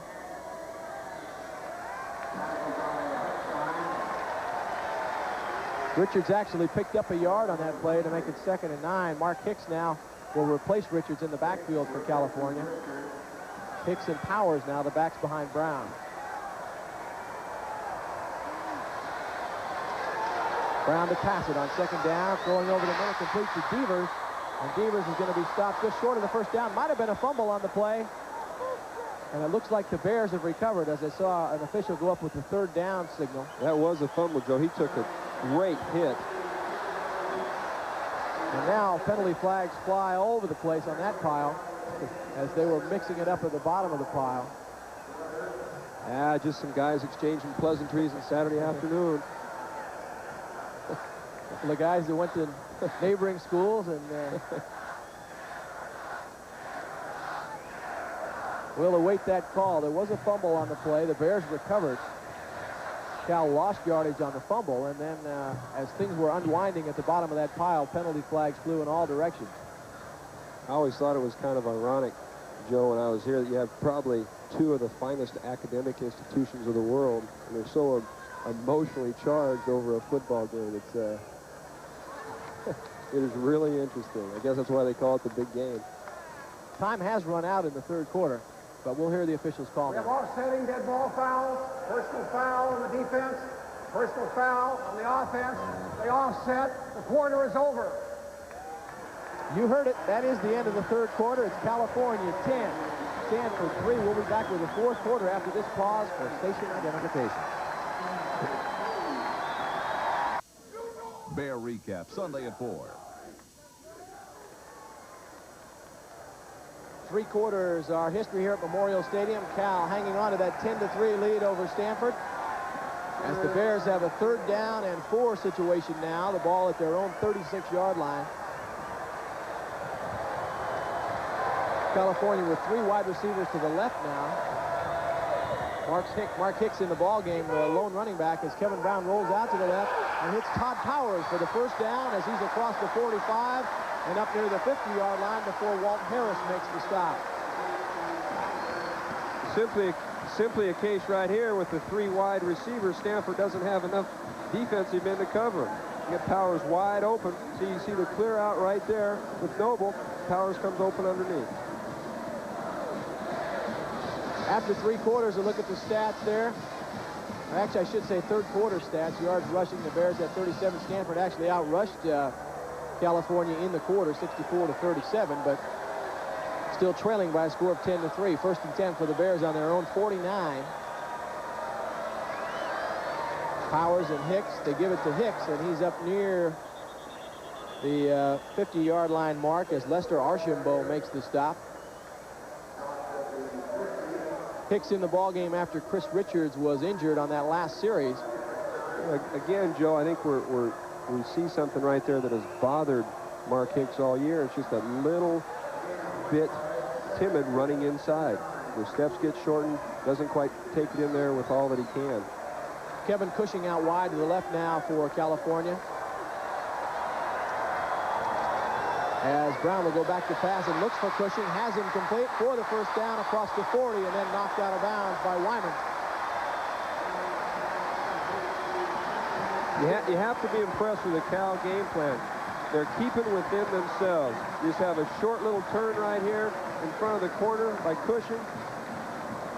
High percentage throw, not making Kevin make that tough decision or try to stick it in somewhere. They went after Alan Grant, the cornerback that time, who's a freshman, and California said before this game they would like to go to his side. Were successful with at that time to Kevin Cushing. 1st and 10 now inside the 40 at the 38. Look out, Kevin. He gets the pass off, complete to Devers. To the 25-yard line, Brad Humphries on the defense. Noble was coming after him from the blind side that time, but he wasn't able to quite get there. You see Devers' numbers, 7 catches now for 99 yards. He has really been coming on strong at the end of the season. Well, he's certainly going to be something for the Golden Bears to build on here in the future.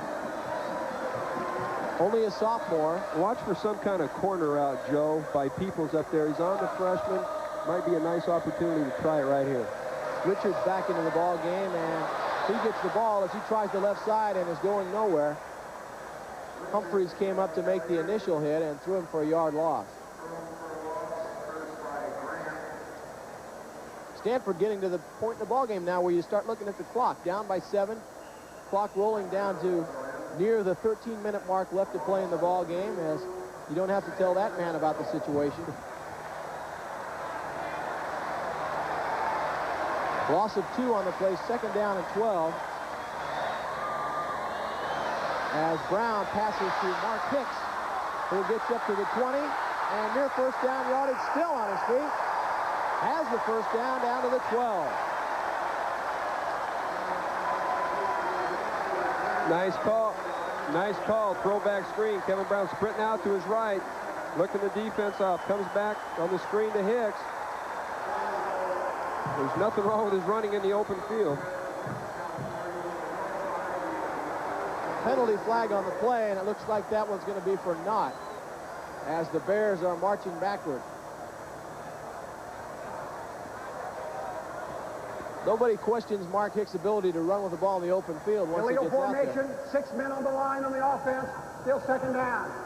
Yeah, I think this is going to be the spring coming up with the new coach. I think is going to be very important in his career. If he can get some repetitions on some inside run drills and things of that nature, he's got a chance to be one of the great ones. 2nd down and 17 now for California. The ball back at the 32-yard line of Stanford. Todd Powers, the lone running back now behind Kevin Brown. On play action, he'll roll to the right. Looking for someone to throw to. Penalty flags on the play. You've got another holding, Joe. As Brown keeps it, he is down at the 26. There was a battle back there between Steve Anderson and Ray Huckstein, it looked like. Anderson, the right guard for California. And that was in the vicinity where the penalty flag was thrown. These are very opportune penalties for Stanford, taking Cal out of field goal range, keep him within striking distance for a touchdown.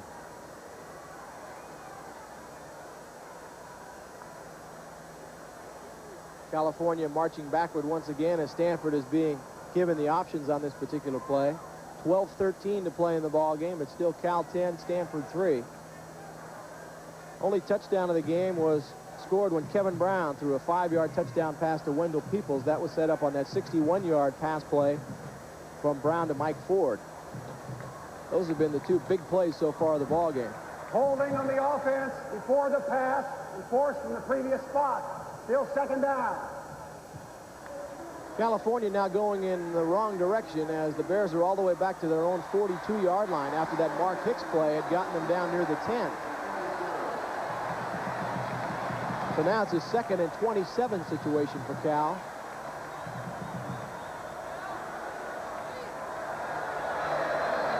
Long count as Brown goes back to pass. He's in trouble and down he goes. That time they came with Wyman. Stanford doesn't do a lot of blitzing, but they said that when they want to change the way the game is going, they might start sending people. So this would be the time we might expect to see that. Yeah, they brought 6, Joe, and I'll tell you, Cal just didn't have the people there to pick them up. Well, when they send all those wide receivers out there, you are taken away from your blocking for the passer. Yeah, you sure are. I'm surprised we haven't seen a little bit earlier, especially when Cal goes into that 4 wide receiver set. They haven't put a little bit more pressure on Kevin. Now they keep 2 backs in the backfield. But again, go with the 3 wide receiver set and no tight end. Brown back to pass again. In trouble again and gets away from the first wave. He'll get some running room, but he has to go a long ways before he is anywhere near first down yardage. Nice individual effort, though. Made something out of nothing right there. Got inside his own 40. So it'll be 4th down, and Joe Kapp is out on the field talking to the referee where he thought there was a possible late hit over here. Let's take a look at it. I think you might have a little bit of reason here, Joe, to be a little bit upset. Kevin Brown takes an awful good shot, and it looks like it was just a little bit late. Ooh. Well, they were arguing that Toy Cook had done something late there, but the majority of that hit was on his own guy. It looked like he just kind of threw him down to the ground.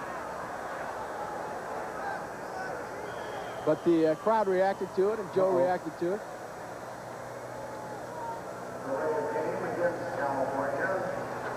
Cal will back it up 5 yards and punt it away. That doesn't really matter much in this situation anyway, because the part of the field where they are, they're going to probably punt it in the end zone anyway. Yeah, probably a smart play. It gives Tabor just a little bit more room to try to down the football. Stanford has not had good field position throughout this second half. The Cardinals did move down in that last series, but unable to convert when David Sweeney missed a 48-yard field goal attempt. And now Tabor will punt to Alan Grant. Tries for a short punt. Grant signaling for a fair catch and makes the catch at about the 17-yard line. That's where Stanford will take over 1st and 10. 10:24 left to play in the 89th big game. It's California 10, Stanford 3. We'll be back. 49er head coach Bill Walsh was unbeaten in his 2 big games as Stanford's head man. Guy Benjamin and James Lofton here in the Cards' 21-3 win in 1977. Walsh's team romped the next year as well, 30-10.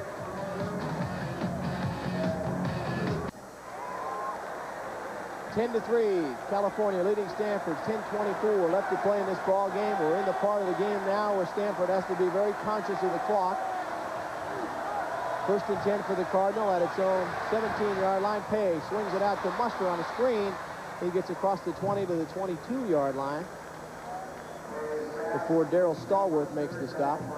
Joe, at this point in the game, I think we have to wonder just how much John Pay's shoulder injury is affecting the Stanford game plan.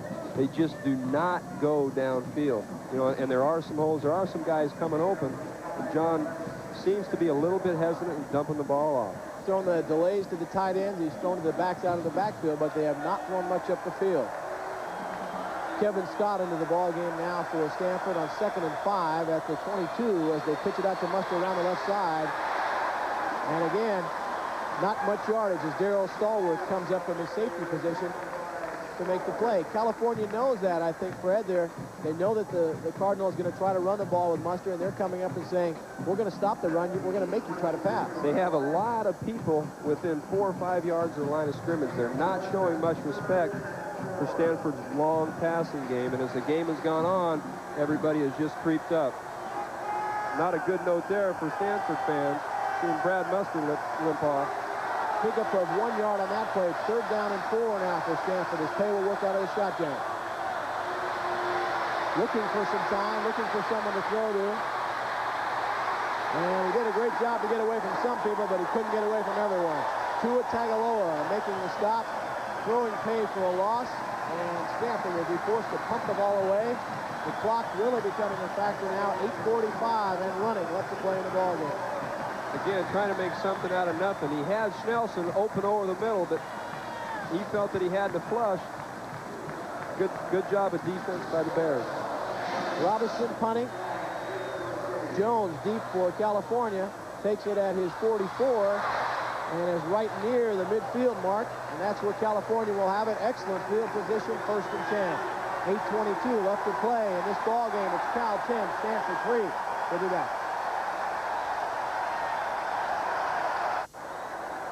There you see the man who is coaching in his last game as the head man at the University of California. What an upset of great magnitude this one would be, as Chris Richards gets the ball, picks up pretty good yardage into Stanford territory. Chris Webber making the stop. You saw Cap's record in big games, Fred, 2-2. Of course, who will ever forget that 1982 game? Maybe the greatest single play in college football history.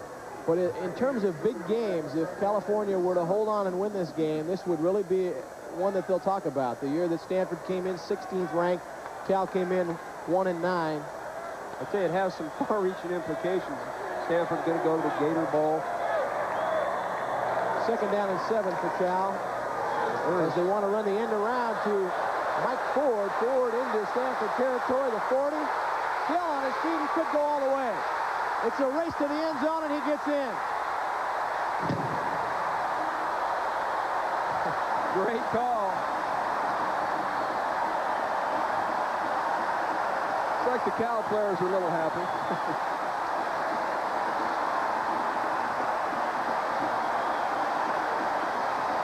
A 47-yard run for a touchdown by Mike Ford. It's the same action, Joe, they've been running with that counter option where Kevin's been throwing the ball. They brought Ford back in motion. Did a great block right there. It's a 47-yard scamper. Cam King made a great block at the beginning of that. Peoples threw one toward the end of it. A 47-yard touchdown run. And now Ricks will come in to attempt the extra point.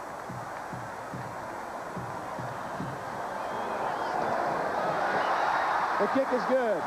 So with 7:36 left to play in the 89th big game, it's California 17, Stanford 3. We'll be back.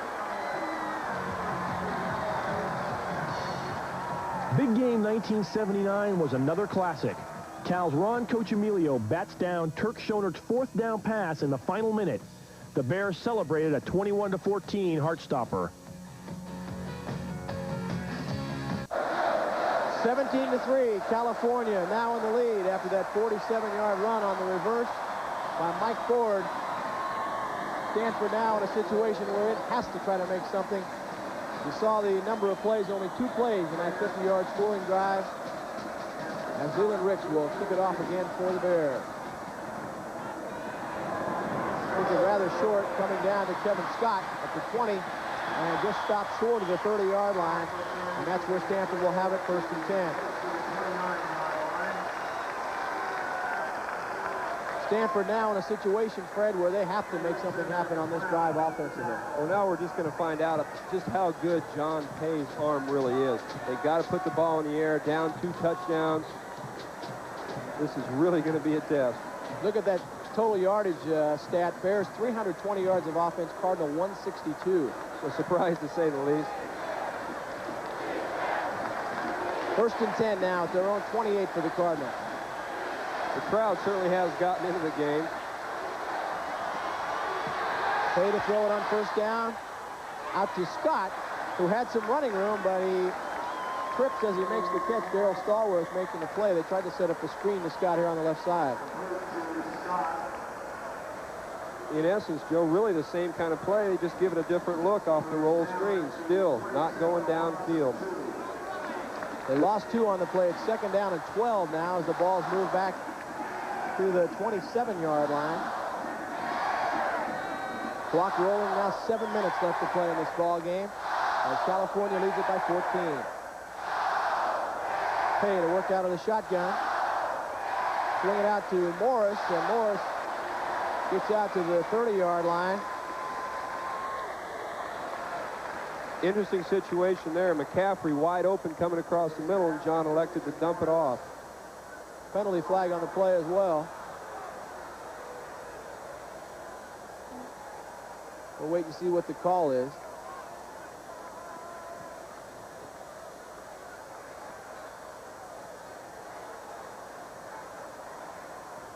Clock stop now, 6:43 left to play in the ball game.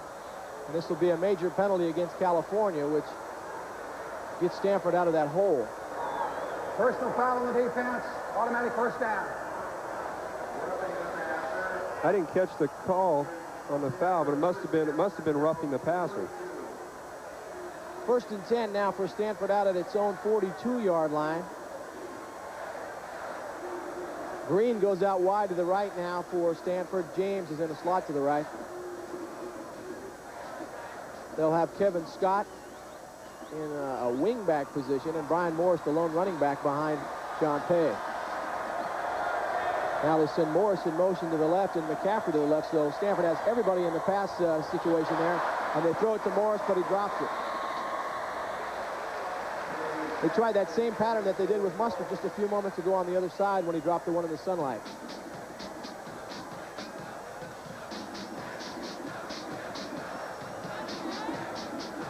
How'd you like to be Joe Cap right now? You think he just has a bundle of emotions going? Probably all kinds of conflicting emotions going on inside his head right now.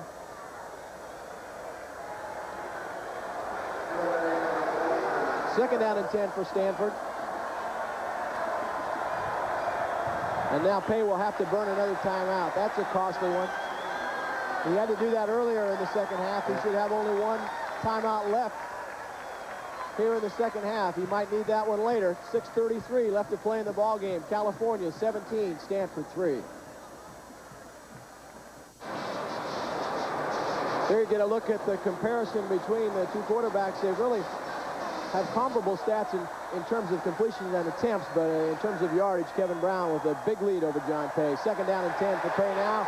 And down he goes as Ken Harvey comes in from his outside linebacker position to blindside him and throw him for a loss all the way back to the 31-yard line. Opportune sack right here again. Stanford in a formation where they don't have him blocked with a running back. Harvey comes clean for the sack. I think it's interesting to note sometimes what an injured player, what impact that has on a game. Since Henley's gone out, they've had to call 2 timeouts because of formation errors or problems with younger receivers that don't have any experience, and it's going to prove costly as the clock winds down. 5:56 and counting as Stanford, seeing its hopes of a 10-win season very rapidly tick away here. As Pay goes back to pass, needs a whole bundle on third down and throws for it all. Has James out there, and James with a superb catch at the 20-yard line. He could go 10. Touchdown, Stanford. Wow.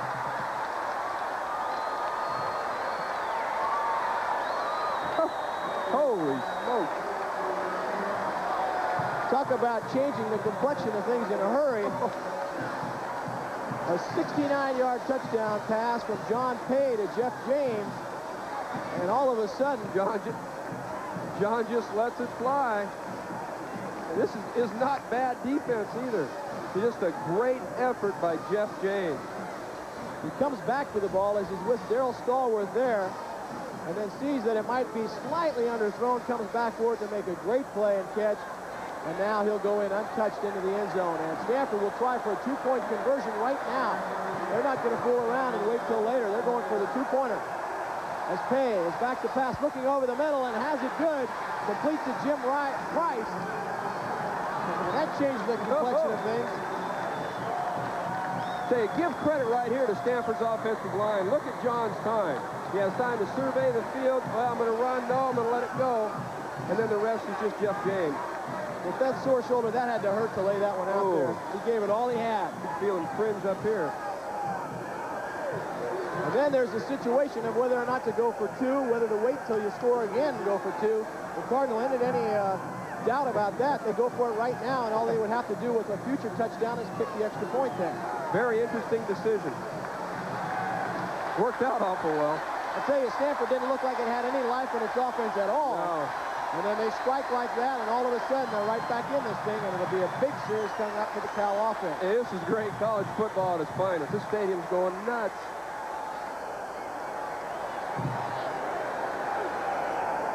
(17-11) now. California leading Stanford. The red guys are cheering. The blue guys are cheering. Yeah, this is how it ought to be. Big series coming up now for the Cal offense and the Stanford defense. Back deep for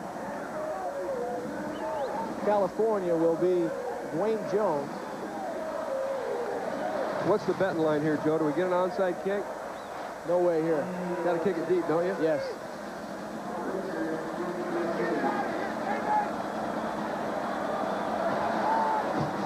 Well, it's Richards back there, not Jones now, and he takes the ball at the 12-yard line. Has some running room around the right side. He's up to the 30 and then finally tripped up. It seems like they saved all the fireworks for the fourth quarter. I think that's the way it's supposed to be, isn't it? That's right. This is the big game. 5:30 left to play now, and Cal will try to get something going offensively. Stanford will hope this big play defense can hold the Bears here and try to get the offensive ball back with a good portion of time left on the clock. Stanford, though, remember, only has one timeout if the Cardinals had to use a couple of them in formation situations. One in the third quarter and now one here in the fourth. 1st and 10 for the Bears at their own 32.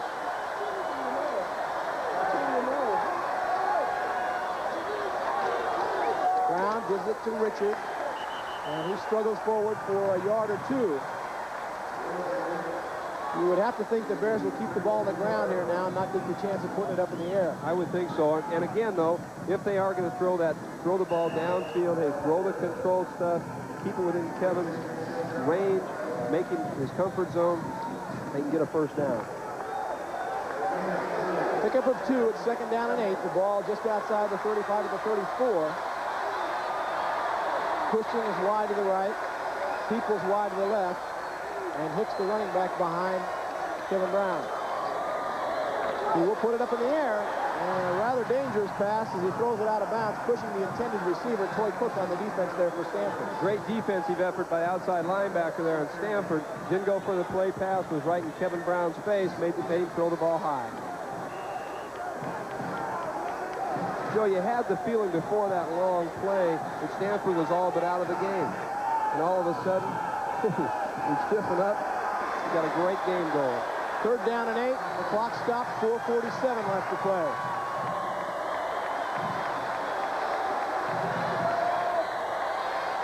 Long count by Brown. Wants to throw to Devers. Incomplete. And again, that stops the clock. Stanford will get the ball back with a pretty good portion of time left on the clock. There again, Stanford trying to make something happen. Bring everybody down on the farm. Doesn't give Kevin a time to get the ball downfield. Great defensive call. As we said early before this ball game started, 5 out of the last 7 big games here at Memorial Stadium have been decided in the last few seconds, and this looks like this could be another one. Dave Watson is the California player being helped off the field right now. The tackle. Scott Tabor will punt it away at his own 20. Back deep is Alan Grant for Stanford. Grant to stand at about his own 22-yard line. And the Bears need Tabor to boom one here. Tabor does have a 78-yarder to his credit this year, which was the 2nd longest punt in Cal history.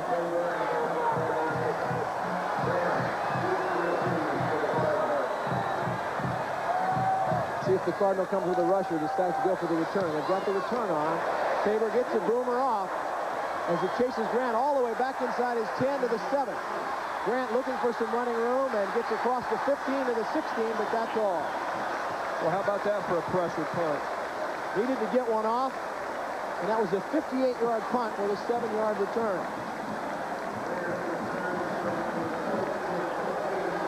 In terms of field position, there's probably nobody more critical to a team than the punter, and Tabor showing what he's made of that time when the Bears really needed one.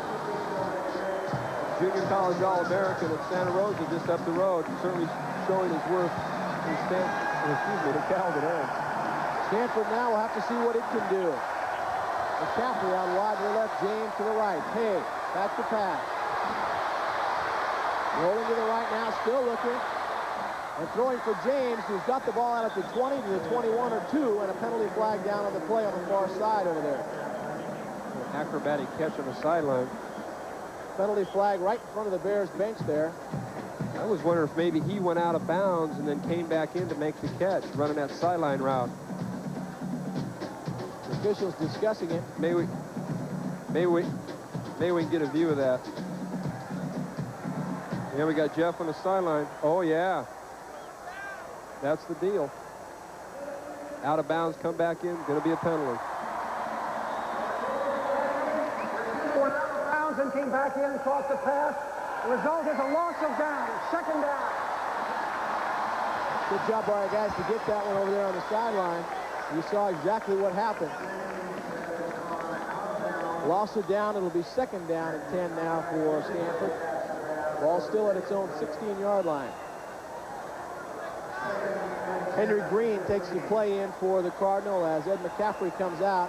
Green and McCaffrey have been shuttling ever since Thomas Henley was hurt early in the game and had to leave with a slight dislocation of his elbow. That happened back in the first quarter. 2nd and 10 now. Pay from the shotgun. Looks to throw. Steps up. Will throw for it all again. Has Green out behind everybody and can't make the catch. Taylor on the coverage again for Cal. And there's a situation again, Fred, where Green was out there, and it looked like, I don't know if John had enough oomph on the ball to get it out there to him. Yeah, it looks just like the ball kind of hangs in the air just a little bit too long. Green does have a step. The ball doesn't quite get there. Again, a possibly catchable ball as it hit him but went through him. And now we're looking at a big 3rd down and 10 situation for Stanford as the Cardinal still has the ball at its own 16-yard line. 4:01 left to play in this ball game. Rather large play right here.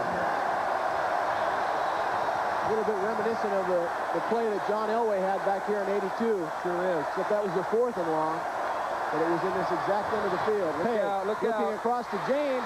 Oh, what a catch by James. Oh, my. What a job to hang on to the ball there. Gary Hine on the coverage making the hit. That young man is something special right there. Jeff James, a junior out of L.A., going to thrill Stanford fans for another year. Takes the shot, hangs on, 1st down. Look out, Bears. He was in a horizontal position there, being tackled and able to hang on to the ball as he was getting hit. Marshall Dillard now into the ball game for Stanford as the lone setback. Again, they go with a 3 wide receiver set. Now get 4 receivers into the pattern as Kevin Scott, but Pay will roll to the right, still looking, and throws incomplete, intended for Dillard. Clock down to 3:26 left to play in the ball game. California, a 17-11 lead over Stanford. Majette Whiteside putting the pressure on Pay, a guy that we've seen taken off the field twice today, and he's still back in there, Fred. Well, heck, he didn't have anything to do, until after the game, so he thought he might as well come back and play. That's good, though, for Majette and for Bear fans, too, to make sure he's okay and he's back on the field playing. Now Green goes wide to the right, McCaffrey to the left. James in a slot to the right. Pay again with the lone running back behind him. Now sends Morris in motion as well. Complete to James, who gets across the 45 to the 46. Bears didn't adjust right there to the 3 wide receiver set. They had James in the slot. They didn't move either a backer or bring a safety over to him. Got an easy completion. California. Now an interesting move here for Cal as they stop the clock. With that completion, Stanford was going to burn up some time on the clock before they got the next play off, as James stayed in bounds. And a critical play, too, being 3rd and 2, maybe 3 yards. The only thing I can think is that Cal wanted to be just as certain of the defense that it's in to get things straight and not have any confusion out there. That might have been a good call, Joe, because like I mentioned before, they did not adjust when James went in the slot. So, hey, maybe they're going to talk to their defensive coordinator up in the booth, just figure out exactly what kind of defensive formation they want to be in. Stanford has only one timeout. The Cardinal has been forced to use one in the 3rd quarter, then one here in the 4th. And that stops the clock. 3:12 left to play. California leading 17-11. And I would have to think that Stanford is in 4-down territory here. If they don't make the first down here on 3rd and 3, that they will certainly go for it again on 4th down. Yeah, this drive's for all the marbles.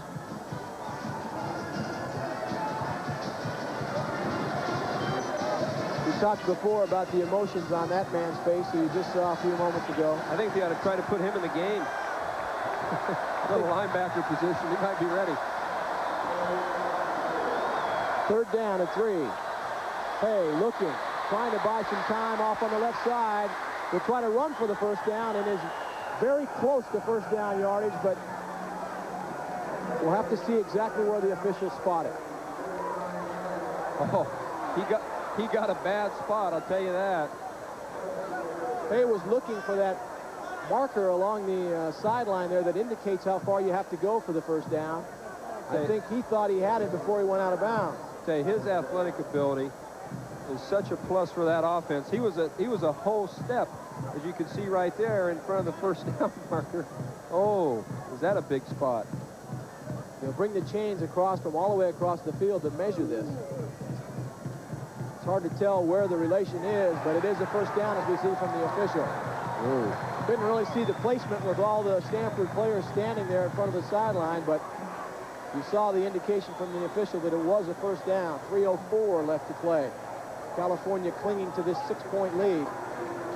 Interesting, Stanford's last 2 sort of desperation drives been done, you know, with the number 25 on the bench, so they're proving they're a well-balanced club.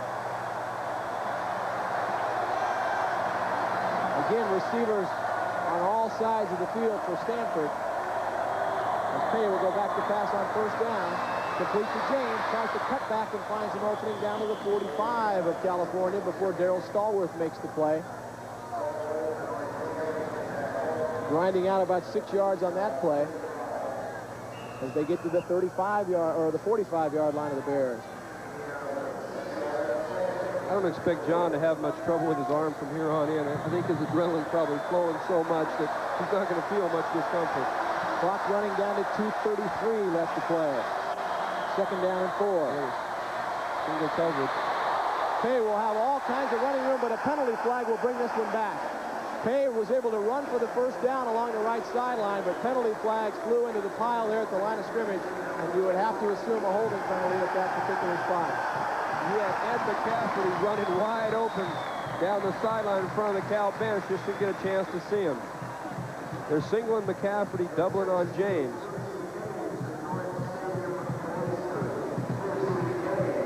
So now Stanford will be backed up on this holding call and will be in a big yardage needed situation once again. Move it back to the 45 of the Cardinals. Holding on the offense, of course, from the previous spot, still 2nd down. 2:21 left to play. 2nd down and 14 now for Stanford. I'll tell you, you wouldn't want anything less than this for the big game. It's what we've come to expect through the years. Green and McCaffrey, the 2 wide receivers. James in the slot to the left. Play to throw it. Throws over the middle to Kevin Scott, who has the first down across the 40, down to the 38-yard line of the Bears before Hardy Nickerson makes the stop. There's another situation. They just sent so many guys out in the pattern, he couldn't cover them all. Yeah, I'll tell you what, they sent the inside, they're going to send both inside backers right here. John just does a great job. Sees the blitz coming, knows he has a hot receiver, gets him the football, first down Stanford. There's where the experience of a veteran quarterback comes into play, Joe. Clock rolling, 2:05 left to play. The ball on the 37-yard line of the Bears. It's all or nothing on this drive for Stanford here. Pay to throw it. In trouble. He's going to go down all the way back at the 50-yard line. Tua Tagovailoa. How many times have we said his name tonight? He's had a great big game.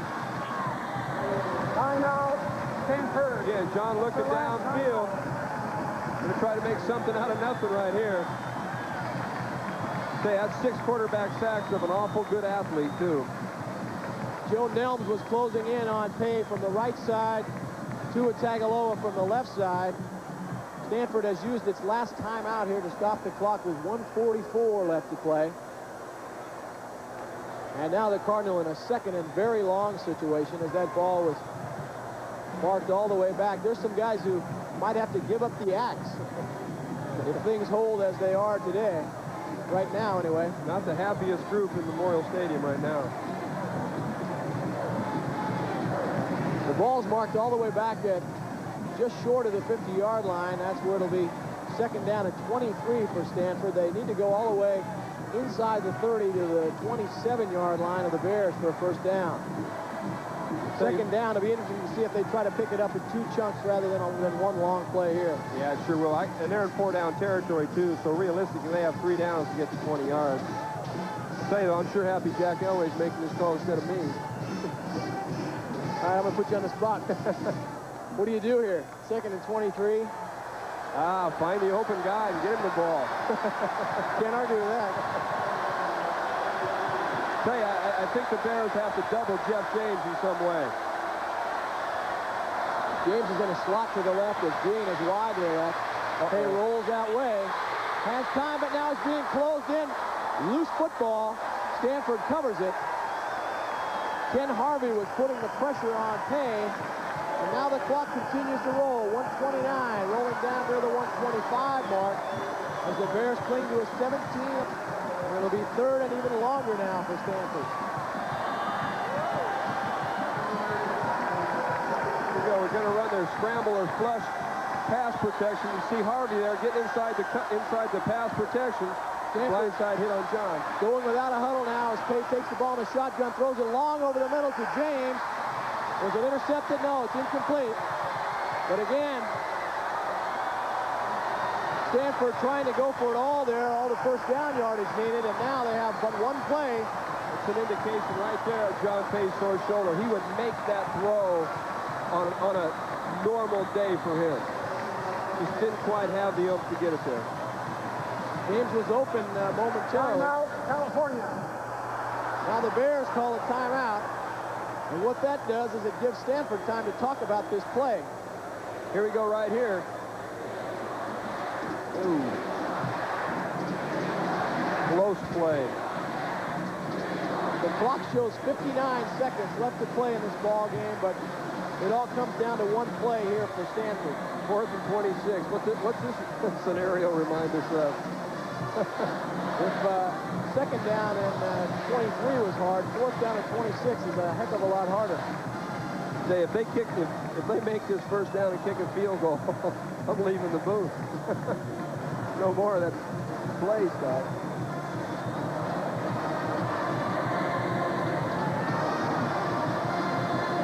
Last year, a 3rd and 22 situation was very similar to this, in which Pay hit Jeff James and saved that ball game for Stanford.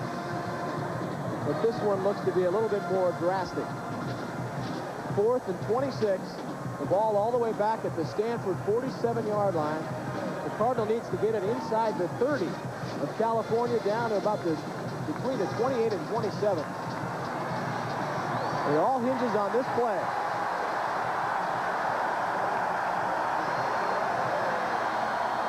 Pay will work out of the shotgun.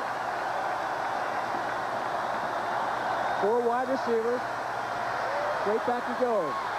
Here comes the pressure. Joel Dixon after him. He'll go down. He got the ball off to Morris. Now let's see what Morris can do as he's going to be stopped short of the midfield stripe. California should hang on to win this ball game.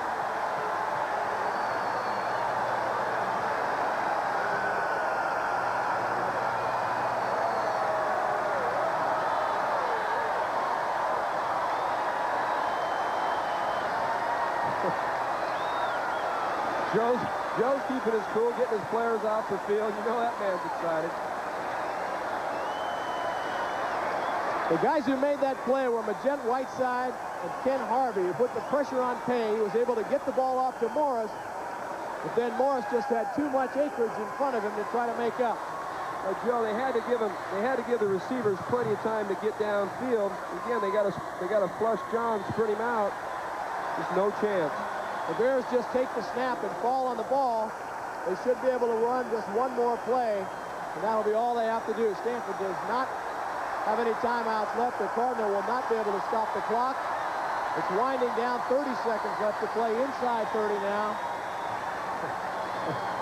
Another great game. You see the guys getting ready to claim the axe there. It's going to be theirs in less than 20 seconds now. And a very emotional moment for both sides. This will be it.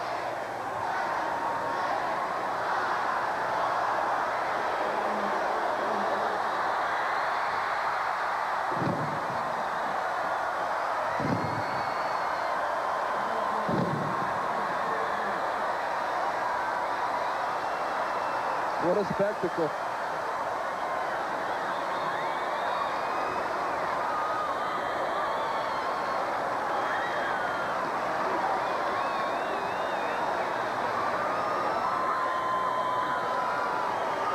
California has pulled off one of the biggest upsets in big game history. 17-11 over 16th ranked Stanford. In the final game of Joe Kapp's coaching career. What a great example of college spirit and camaraderie and football. Unbelievable.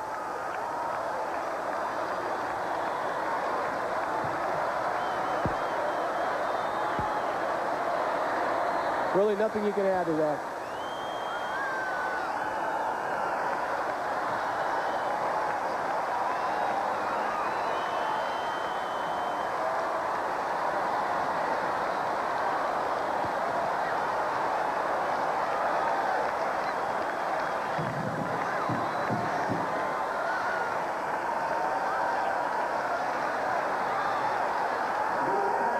They talk about legendary big games in the history of this series.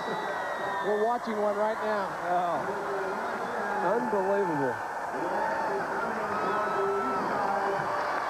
It's a nice way for a proud man to go out.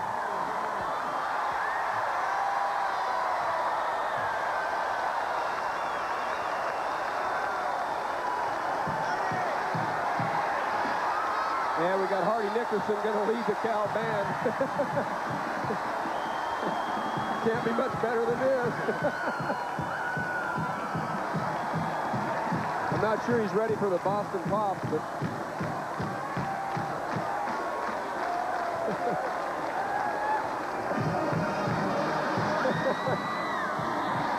what else can you say?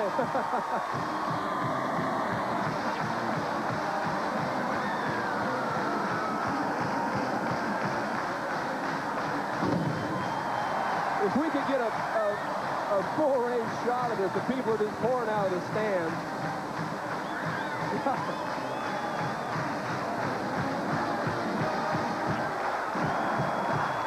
Okay, that man had a great career at Cal, just short of 500 career tackles.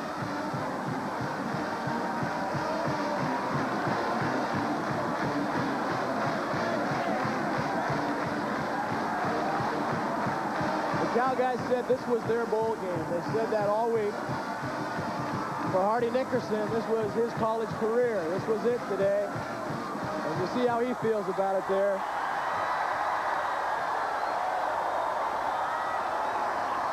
That wraps up our big game coverage for today. We'd like to thank you for joining us and hope you'll be with us tomorrow afternoon following the 49ers and the Falcons here on Channel 5 for Bear Recap. We'll look at all the highlights of today's game and some special features. For Fred Fasana, this is Joe Fonzie. Once again, the final score, you saw it, big game history in the making. California 17, Stanford 11. So long, everyone.